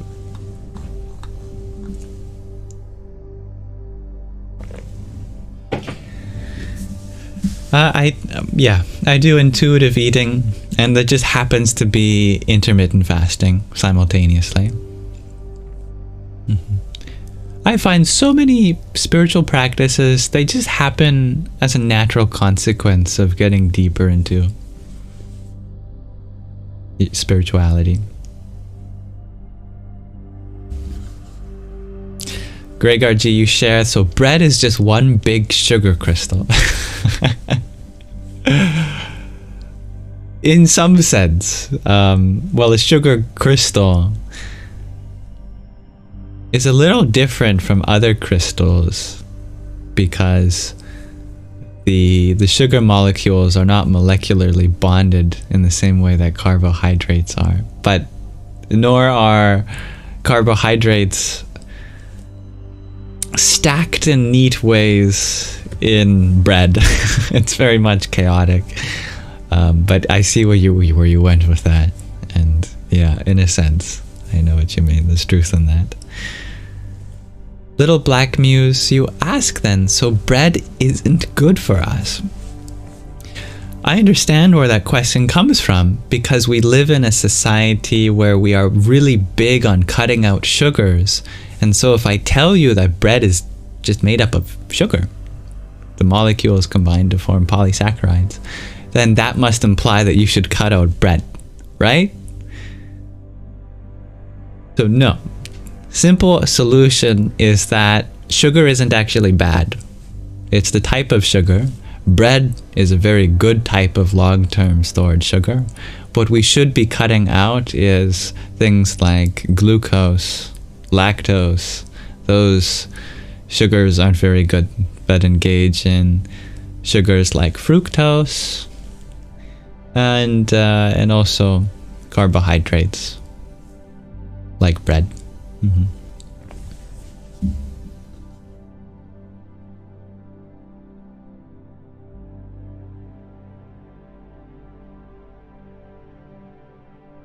Little black means you clarify. So not the bread, but the type of bread, like white versus wheat. No, not even the type of bread is what makes it okay. It's just the fact that the sugar isn't literally in the form of sugar by itself. In all forms of bread, the sugar is in chain molecule form. Let me draw a picture of this for you, so this might make sense.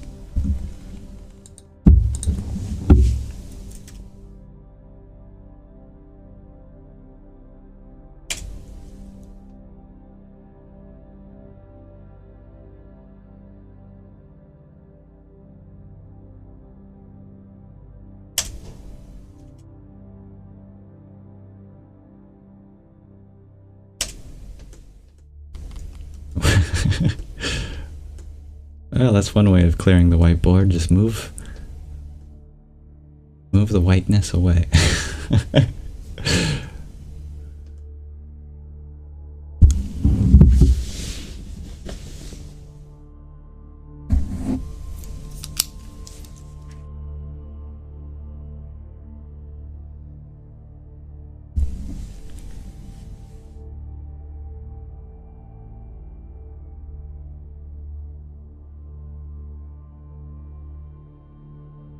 So two forms of nutrients, macronutrients for the body are sugars and carbs. But they have a relationship to each other. Both sugars and carbs are type of what's called I forget how to spell it. Saccharides. I think it's S-A-C-C-H or S-A-C-C.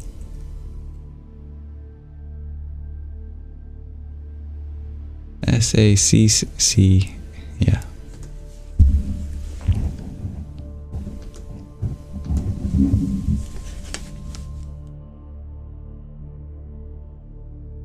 Saccharides. So the difference being how big the molecule chain is. For sugars, the molecule chain is very short, just 1, 2, or 3. Something like that. This might be, for example, one sugar molecule is called glucose. If I remember correctly, lactose is 2 of them joined together. And I don't know, I can't remember how many are in galactose, but galactose is multiple as well. I think. But carbs are super long, maybe dozens to hundreds to perhaps thousands of saccharides joined together. They're called polysaccharides. And so they behave very differently in the body. Ultimately, carbs are eventually broken down into monosaccharides. They all eventually convert into glucose, I'm pretty sure. So carbs are just a long-term storage of sugar. That if you need sugar, but tomorrow, not today, then you'd eat some carbs. Or next week, you can store those carbs. You can eat carbs to have energy next week. But sugars are fast-acting energy sources.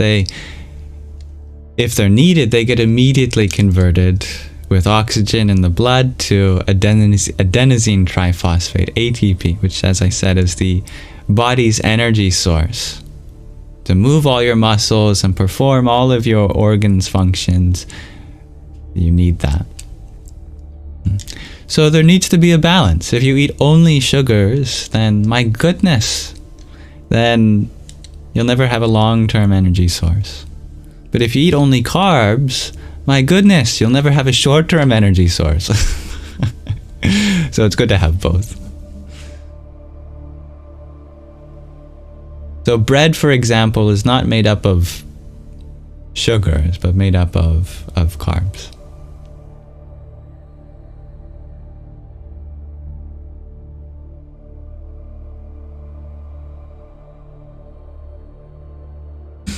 Jen, you asked, then why is a grain of sugar bigger than a grain of flour? Because there's more molecules of sugar stuck together in a crystal than a grain of flour. But that is kind of counterintuitive, I agree. Thank you, dear Anna, for your dalgona candy and your rose. Om Namo Buddhaya. Generally, the smaller the molecule is, the easier it is to form crystal structures that can be very big. The more complicated, the bigger a molecule is, the harder it is to form crystal structures that can be very big.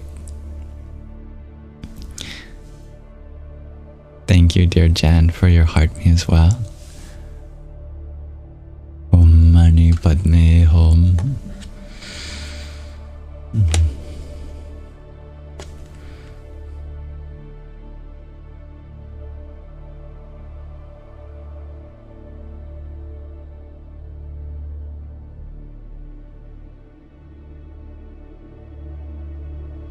Dearest Benuda, you ask, how does it take for the glycogen stores to fill up after the carbs? How long does it take?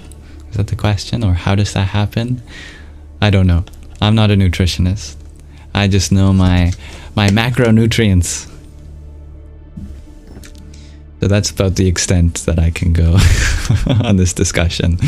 It's the foundation. It'll get you started. Good thing is you don't have to be a biologist to take care of your body. The body has an intelligent process of signals that you can pay attention to. And if you can differentiate between them and mental cravings, then 99% of the time, your own body's intuition, if you trust your gut, you'll be able to take care of your needs that way.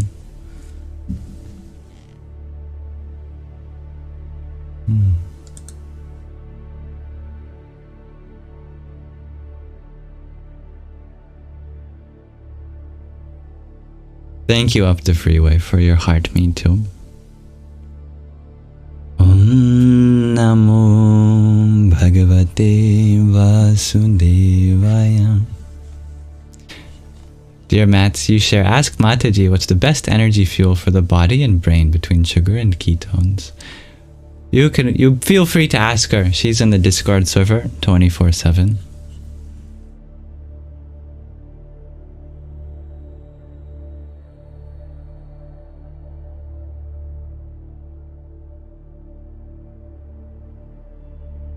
All right, this has been a wonderful manana section. Actually, I want to end the live stream soon. So let me quickly go through our reading, question of the day, Rumi reading, and meditation. Wow, I got distracted. We had a 2-hour introduction of our live stream. Okay, let me go back to Shadravana. This was way out of order today. But that's okay. Oh, lots of good questions, and I'm happy to attend to them. And thank you, dear Reina.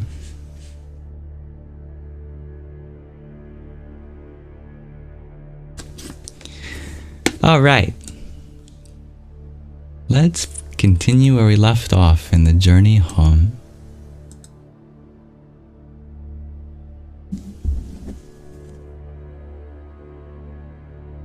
May this reading relax your mind and awaken your heart. Although the summer was ending and the date was approaching for us to return to college, family and friends back home, Gary and I recognized that we could not turn back. Our search for enlightenment was only beginning. A few days later, we found ourselves in Rome. Just behind the hostel was a forested hill where Gary and I slept under the starlit sky. Much of the day, I wandered away from my friend in search of solitude. One day, I came upon an ancient monastery and entered its small chapel. As I knelt down and prayed, an elderly monk tapped me from behind. "Can I help you?" he asked. His white hair was partially shaven on the top of his head. He was tall and wore a brown robe. Clean, but tattered, it fell in one piece from his shoulders to his feet. A rope was tied around his waist, and worn leather sandals covered his feet. His appearance inspired my reverence. Speaking slowly, I said, "Please, Your Holiness, if you think I am worthy, tell me about your spiritual path." He sat down beside me in the pew and smiled with great serenity.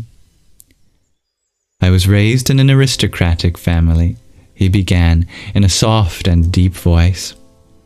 "As a young man, I had too much wealth and was terribly affected by my peers. To gain their acceptance, I committed many sins, indulging in fine clothes, wine, and people whom I may be attracted to." He paused for a moment, his voice full of regret. "While I studied in university, my entire family met with tragic death, sinking in a ship while on holiday. Bereaved, I considered the futility of my avaricious life. That set me on a search for meaning that ultimately acquainted me with a monk of the Francian order, or the Francican, I don't know how to pronounce this order. Under him, I studied the holy books." Tears welled in his eyes as he raised his palms toward the altar. "In the life and teachings of Jesus Christ, I found salvation from my sins and the foundation of eternal life. Inspired by the devotion of Saint Francis, I took monastic vows. That was almost 50 years ago." I bowed my head slightly. "Thank you very much. Could I ask you a question troubling my mind?" A ceremony was beginning in the chapel, and the gathering of people created a stir. With his soft blue eyes, he looked into mine. Deep wrinkles in his face showed a rigorous life of denial.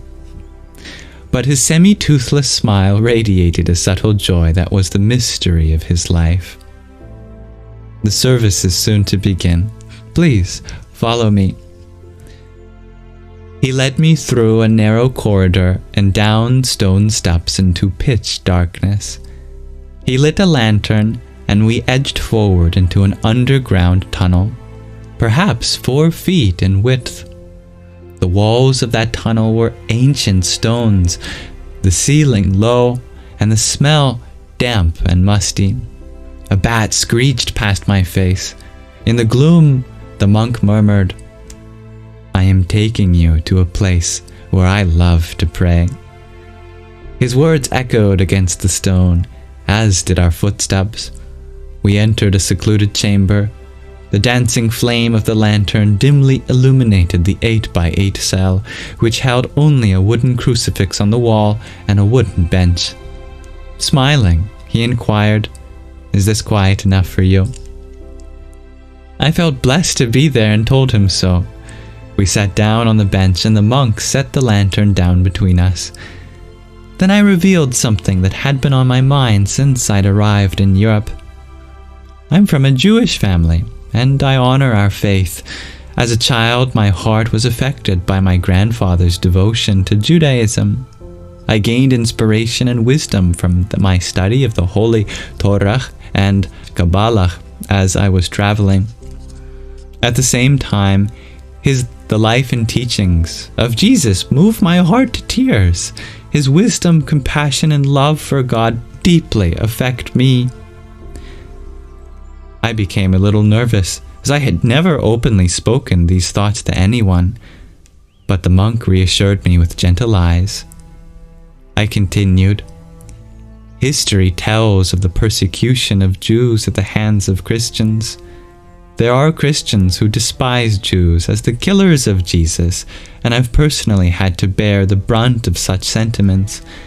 Yet there are some Jews who possess a condescending attitude towards Christians, dismissing Jesus as having little relevance.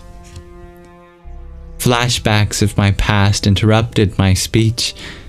Staring into the faint glow of the lantern, I appealed to him for answers. Why is there such conflict among those who strive to love the same God? Am I betraying my Jewish ancestry by my heartfelt reverence for Jesus? The old monk placed his hand over mine. He looked toward heaven for words to speak, and then closed his eyes in silence. After a moment, he opened them. My child, there is one God. All religions teach us to love and obey Him. Due to shallow faith, ego, or politics, people fight over superficial differences. In 50 years of meditation, prayer, and charity, I have discovered that God's love manifests in different ways to different people. There are saints in the various spiritual traditions who sacrifice their lives for the love of God and goodwill toward humanity. Stroking his chin in deep thought, his voice faltered, I believe in Jesus Christ as the Son of God and my personal Savior. Perhaps it is God's will to inspire devoted Jews with a different belief than my own. He went on to say that Moses and the prophets taught us to love God with all our mind, heart, and soul. Jesus taught the same, coming not to change this commandment, but to fulfill it. Why should there be hatred and fighting? He went on, one path may appear in different forms, but the kingdom of God is the goal we all share. It is the people of small minds who create confusion. He released my hand and affectionately patted my head. Do not be troubled, my son. You are sincere. God will guide you. His words touched my heart. Another day, Gary and I came upon a monastery wherein the monks meditated in catacombs filled with the skeletal bones of their predecessors. In some of these rooms, hundreds of human skulls or skeleton parts were piled high along the walls. In another, the skeleton parts were artistically assembled to make floral designs, furniture, and chandeliers. We asked an old monk sitting beside us to explain. Here we contemplate the impermanence of the body and its attachments. This helps us to overcome the temptations of the flesh and seek refuge in the kingdom of God. We listened carefully. Deeper in the catacombs, a group of skeletons wearing monk robes pointed to a sign that read, As you are now, we used to be. As we are now, you will be. Despite these spiritual encounters, the material world continued to pull on me. One afternoon, Gary and I wandered into a bookstore in Rome. We often visited bookstores and scanned books at random for inspirational passages. Today, one book caught my attention. How to Play Blues Harmonica. Leafing through, I found lessons on the styles of the great masters of the field and the songs from all my favorites. Sonny Boy, Williamson, Little Walker, Howlin' Wolf, Jimmy Reed, Slim Harpo, Sonny Terry, Junior Wells, John Mayall, Paul Butterfield, and others. It would be a perfect manual to travel with, but I couldn't afford it. Would I ever find such a great book again? I didn't think so. My lower nature overcame me. Cautiously peering to both sides, I discreetly slipped the book under my vest and walked out. When we returned to our campsite on the forest hill, I revealed my treasure to Gary. He smiled in approval. Days later, we visited the Basilica of St. Peter on a day the Pope delivered a sermon. Hours passed as we wandered through Rome and came upon a beautiful church. Sitting on heavy wooden pews intricately carved long ago, we spent a grateful hour meditating and praying in a cavernous sanctuary softly lit by candles. Later, hitchhiking, we reached a busy Roman intersection, and Gary proudly unveiled an intricately carved wooden crucifix of Jesus. I took it in my hands and marveled at its beauty. "Where did you get this?" I asked. "From the confession booth of that church," Gary replied, cheerfully. "What?" I thrusted back to him. "You stole this from the house of God? How could you do such a thing? I'm ashamed of you." Gary's eyes flared. "Monk, who are you to preach to me?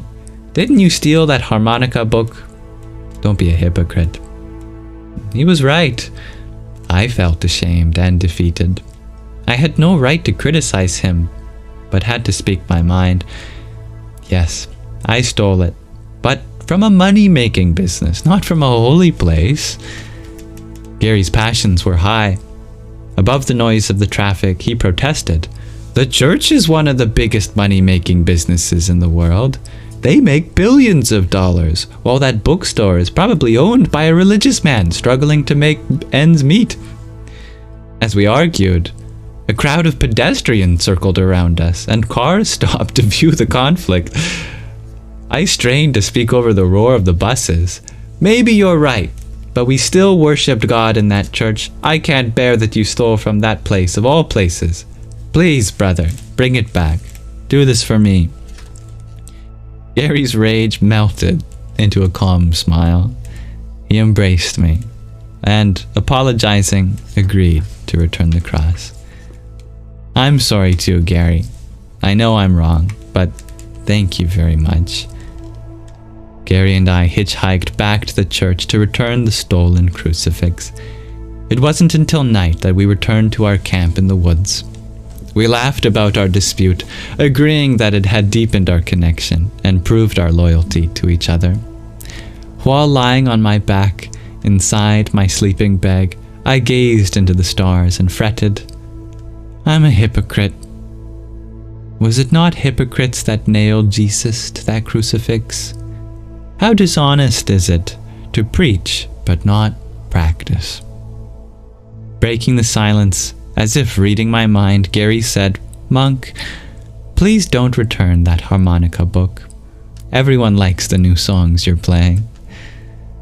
I kept the book for as long as it took to learn as much as I could from it. Just before we left Rome, I did go back to the bookstore and slip the book back on the shelf I'd taken it from. In Rome, as I had in so many other places, I found refuge on a riverbank. Looking across into the Tiber, the Tiber, I don't know how to pronounce this river, someone can tell me. I reflected on how this river had flowed through the rise and fall of the Roman Empire, and ever since. Generations and civilizations had perished, and the magnificent buildings of Rome had become ruins. But all the while the Tiber flowed on, carrying wisdom I longed to know. Observing the current, I pondered my joys, sorrows, and trials while in Italy. I saw the robbery of poor Jim, our benefactor soldier. I remembered the priceless blessing I received in the Cathedral of Santa Maria del Fiore. My thoughts then flowed back to Irene, that sweet angel whom I had deemed an obstacle to my path. In the swishing currents of the Tiber, I heard the words of wisdom spoken by the Franciscan monk in that dark underground chamber. Then with shame I recalled my hypocrisy in stealing, and then condemning my best friend for doing the same. Through it all, I had felt a divine hand guiding me to invaluable lessons. As the water flowed, I began to contemplate the life of St. Francis. In his youth he despised the sight of lepers, but when touched by God's grace, he kissed the hand of a leper in sympathy with a will to serve. A calling awoke in my mind to visit Assisi. Separating from Gary for some days, I made the pilgrimage. Once there, I read stories of St. Francis's life in the very places they were enacted. The son of a wealthy merchant, Francis had served as a soldier as a young man, but in the year 1205, while praying in the convent of St. Damiano, Lord Jesus, from the church crucifix, called upon Francis to restore the church in decay. It was a moment of transformation, committed to a life of self-imposed poverty, humility, and devotion. He attracted many to follow. In St. Damiano's, I passed several days in contemplation on the transformation of St. Francis. Pardon me. Visiting his childhood home, I saw the closet where his father had imprisoned him for fear that he would renounce the world, and from which Francis tricked his mother into releasing him. I saw the Cathedral of Angels where he began his ministry, and where, years later, he breathed his last breath. I returned to Gary and Rome, taking with me in my heart the inspiration of St. Francis's renunciation, compassion, and ecstasies of spiritual love.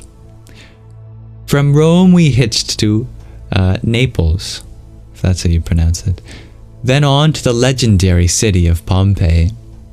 I was struck by the fact that it had been a thriving township until Mount Vesuvius erupted. Now, centuries later, we walked through the ruins of the ancient civilization, marveling at all that had been excavated from the layers of solidified lava. Perfect molds of human bodies were formed in the ashes. Animals, buildings, roads, and hundreds of artifacts were preserved in the hardened lava. I found myself lost in thought. What could we learn from the tragedy of Pompeii? At any moment, disaster can come upon anyone. In our complacency, we fail to grasp the impermanence of all that is material. I thought of the bubonic plague that had ravaged Europe, the atomic bomb that had leveled Hiroshima, the earthquake and fires that had destroyed cities in America. Through the history of mankind, the powers of nature take everything away from us. Why put off seeking the eternal jewel of enlightenment? Now is the time. As Mount Vesuvius had erupted, leaving a civilization in ashes, there had erupted from my heart an exclusive commitment to the path of spirituality, to leave all else in the ashes of my past. So ends the 3rd chapter, and with that our reading of the Journey Home.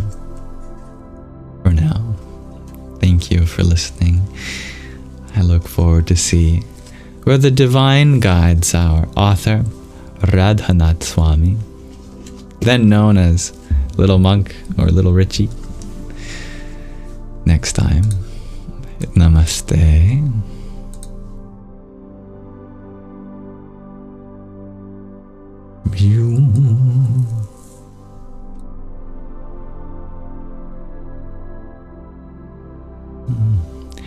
Thank you, dear Roxy, for your donut.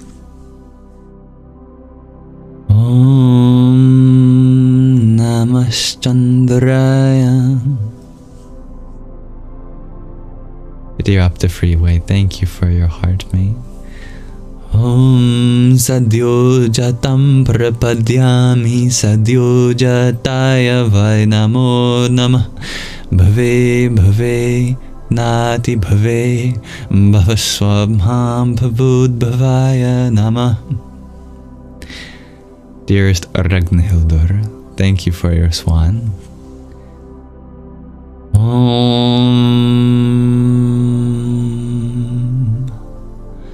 Ishana Sarva Vidyanam Ishwar Sarva Bhutanam Brahma Dipati Brahmano Dhipatir Brahma Shivo Me Astu Sa Eva Sada Shiva Om. And Shai, thank you for your heart, mate. Om Vamadevaya Namo Jishtaya Nama Shrishtaya Namo Rudraya Namah Kalaya Namah Kalivikaranaya Namo Balaya Namo Balivikaranaya Namo Balapramatanaya Nama Sarva Bhuta Damanaya Namo Manonmanaya Nama. Hello, I love yourself. Thank you, dear Fiddle Leaf. I have a question of the day for you all if you're interested in exploring it with me.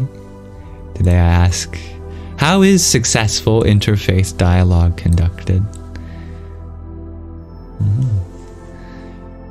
What was that mantra, dear Chloe? That was called the Vamadeva mantra. V-A-M-A-D-E-V-A. Vamadeva mantra. One of the Pancha Brahma mantras for Shiva. How is successful interfaith dialogue conducted? Dearest Gwendolyn, you share with mutual respect and curiosity. Yeah, absolutely. Dearest Stevie G, you don't understand the question. Interfaith dialogue means when people of different religions come together to talk about their faith. How can that be done successfully? This is, of course, in reference to all of the ways in which it can be done unsuccessfully, like making assumptions or judging another person for their path. So beyond those ways. Dearest Sky Guardian, you asked, what inspired this question today? I feel like we had a wonderful exploration of interfaith dialogue in our book reading today between someone born a Jew and someone who was a Christian monk. So that inspired me. That's okay, dear Chloe. And you add to our question of the day, acceptance. Yes. And what kind of acceptance? Dalita, you share, maybe through words that many faiths can relate to. I like that, using inclusive, universal vocabulary.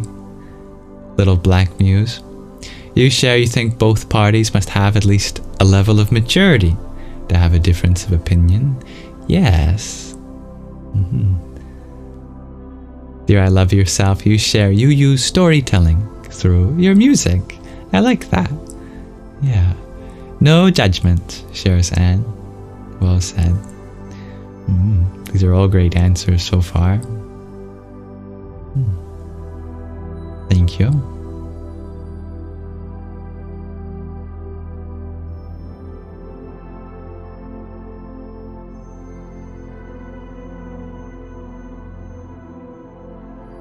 There are no wrong answers, by the way, nor are there right answers to such a question.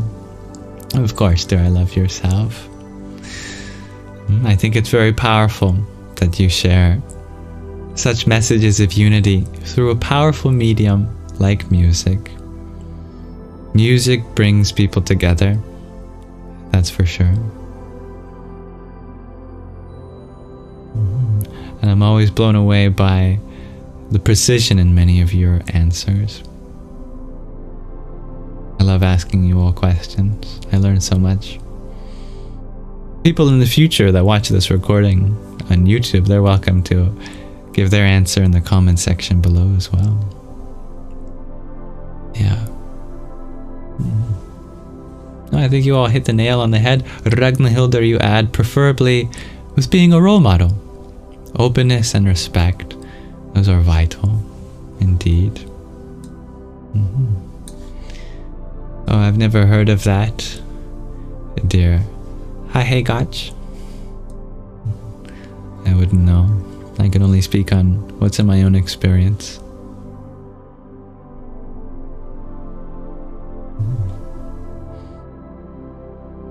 Yes. I see that successful interfaith dialogue is conducted through recognizing that we're all reaching the same source. All the same divinity is there. It's just our faith is what's different, not what we have faith for. Yeah, Blue Star. Curiosity is a good thing to have. Argo, you're wondering what kind of microphone do I use? I use a Yam. A Yamsox. But under the Yamsox is a Blue Yeti.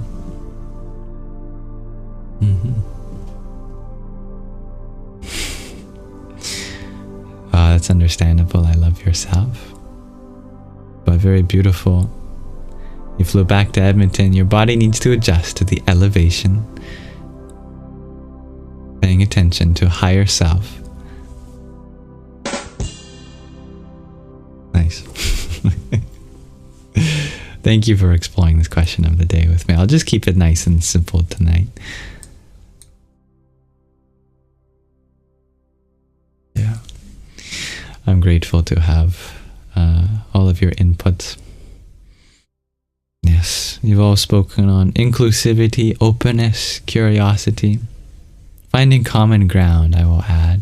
It's a wonderful thing too. And seeing a bit of each other in the other. We can take inspiration from each other's faith. Always things to look up to. Arga, you ask, how does one channel anger? Never for the purpose of suppressing anyone else, but for uplifting the voices of the vulnerable. Set that intention that it's for raising another person's voice, letting them be heard. Speak on behalf of a minority, for example, but never to repress or suppress anyone else. Let us transition to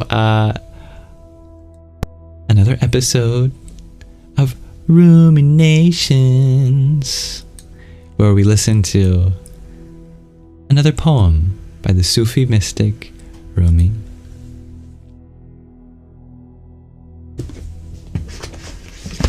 Let's dive into where we left off in the ghazals. This poem is titled The Intellectual. The intellectual is always showing off. The lover is always getting lost. The intellectual runs away, afraid of drowning. The whole business of love is to drown in the sea. Intellectuals plan their repose. Lovers are ashamed to rest. The lover is always alone, even surrounded with people. Like water and oil, they remain apart. The person who goes to the trouble of giving advice to a lover gets nothing. They're mocked by passion. Love is like musk, it attracts attention. Love is a tree, and lovers are its shade. That was great. Let's read one more Rumi poem. That was The Intellectual. This one's titled A New Rule. It is the rule with drunkards to fall upon each other, to quarrel, become violent, and make a scene. The lover is even worse than a drunkard. I will tell you what love is. To enter a mine of gold. And what is that gold? The lover is a king above all kings, unafraid of death, not at all interested in a golden crown. The dervish has a pearl concealed under their patched cloak. Why should they go begging door to door? Last night that moon came along, drunk, dropping clothes in the street. Get up, I told my heart. Give the soul a glass of wine. The moment has come to join the nightingale in the garden, to taste sugar with the soul parrot. I have fallen, with my heart shattered. Where else but on your path? And I broke your bowl, drunk, my idol, so drunk, Don't let me be harmed. Take my hand. A new rule, a new law has been born. Break all the glasses and draw near to the glass blower. A new rule. Beautiful devotional poetry about being a lover, a bhakta. Thank you for listening. That has been another episode of Ruminations. Now we transition to our final part of the Sangha. Nididhyasana. I'm going through these quickly because I didn't mean to go live this long today. So thank you for your patience. We'll be ending with a meditation shortly. But Argo, you asked to reiterate how to compartmentalize your anger. I wouldn't recommend compartmentalizing per se, but creating a kind of space. Anger, if repressed or suppressed, is like shaking up a bottle of soda pop and then turning the cap so tight it just might explode. Maybe not immediately, but at some other time as the pressure continues to build and build. So I wouldn't necessarily compartmentalize one's anger, but I would recommend creating space between you and the anger. What is the difference? Well, in suppression of anger, you try to hide it. In creating space with your anger, you're allowed to show it. You're allowed to express your anger. But that space is like a grace. The anger prompts a reaction, but instead of going along with the reaction, you proactively choose something else. This can only happen when there's space. You don't see the anger as who you are in that moment, just an emotion that has arisen in your body. And attending to that feeling as though it were something, a part of you, but not you. You can say, okay, anger, I accept your presence here. I understand that you have a voice. I am going to choose whether it'll be best in this situation or not. If it is best, then by all means, as I said, raise the voice of the vulnerable, set boundaries, enforce them. If it's not best, then walk away.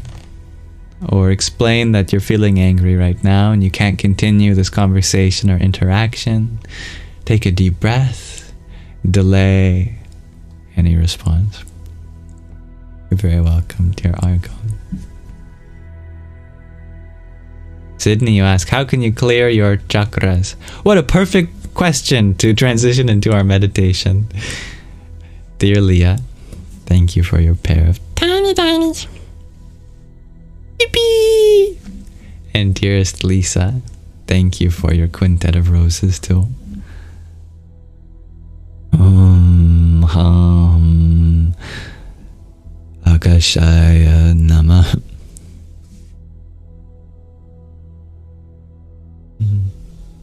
So, I'd like to end with a meditation, a chanting together.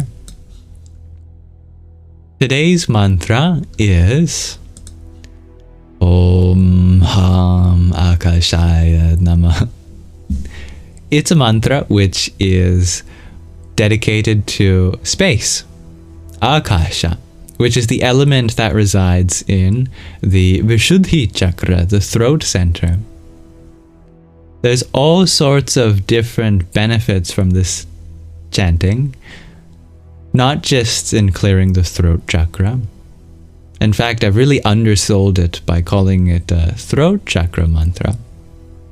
For example, not just opening your throat chakra, but connecting you to the element of Akash, space, is one benefit. Another thing is that from the Kamika Agama in ancient scripture, we are taught that this bija syllable, HAM, has three other associations. One is with the color of Shuddha Spaktika, pure crystal, which is why I've colored this mantra. heal. The second is to Shiva, the presiding deity over space, as the lap of creation, oblivion. So this mantra can help connect you with Shiva. And lastly, it yields a power known as Bhukti Mukti Pradayaka. That is to say, it bestows the 8 supernatural powers, the 8 siddhi, the Ashta siddhis. This mantra yields many spiritual powers. And not only that, it grants enjoyment and liberation. So it's a very powerful mantra. I've added some pointers on screen for correct Sanskrit pronunciation. For example, the O's and A's, you see, they are long. H's in Sanskrit are always voiced. English, we often voice after them. Instead of saying ha, we go ha. The voicing begins with a vowel after in English. In Sanskrit, the voicing almost begins before the guttural aspirated sound begins. So it's not hum, it's hum. Leads me to my second point. The M with a dot under it is not an ordinary M. It's called an anuswara, an inner sound. It's a nasalization. Om. Your lips don't even have to touch to do the anuswara. There are many different sibilants in Sanskrit that are one letter. So the S with this accent of it just corresponds to the regular sibilant that we're familiar with in English, the palatal one where you arch your tongue up. Sh, sh, sh. Akashaya. And lastly, at the end of the mantra is an H with a dot under it, which is called a visarga, an expulsion of breath. It's kind of like exhaling. It's nama, nama. Beautiful part about Sanskrit is that it uses the breath as a grammatical feature. Altogether, this mantra means something like salutations to space, the essence of space.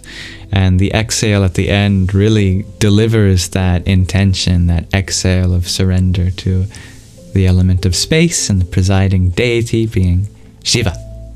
So I have a mala around my neck. I'm going to take it off. This is going to be used to count our repetitions.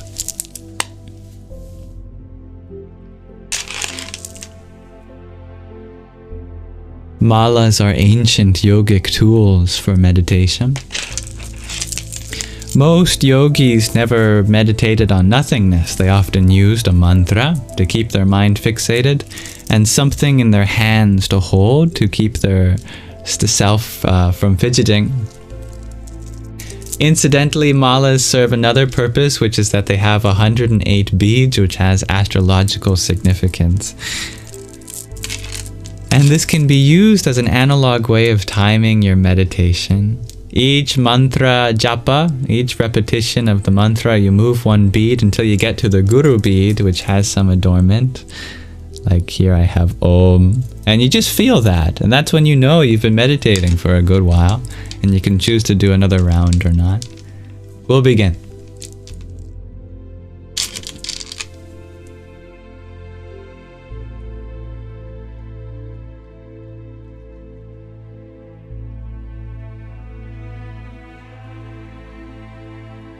Oh, you know what? Let me turn off the background music so that any of these overtones don't become dissonant with the background music. I'll start slowly and then I'll pick up a natural pace as we go along. Om HAM AKASHAYA NAMA. Om HAM AKASHAYA NAMA. Om HAM AKASHAYA NAMA. Om HAM AKASHAYA NAMA. Om HAM AKASHAYA NAMA. Om HAM AKASHAYA NAMA.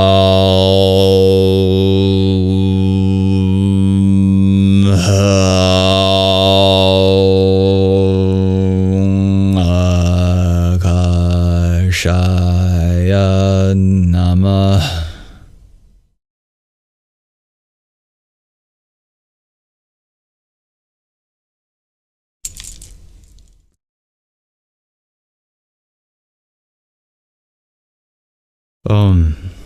Salutations to the element of space of the Vishuddhi Chakra, the throat center, and the presiding deity of Shiva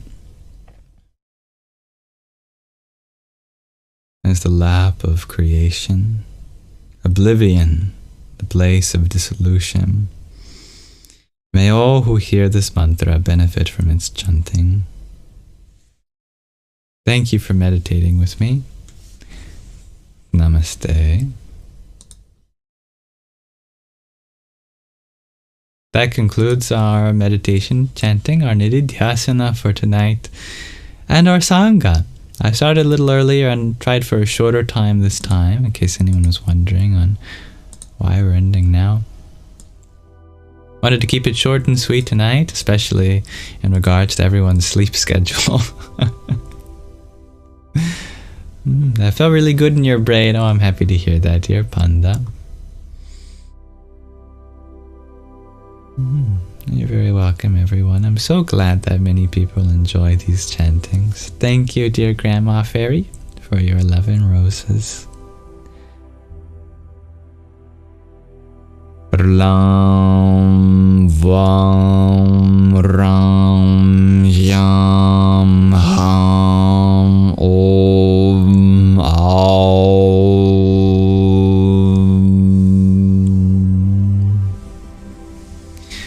Davis, you ask, are there any chanting videos online? Yes, many.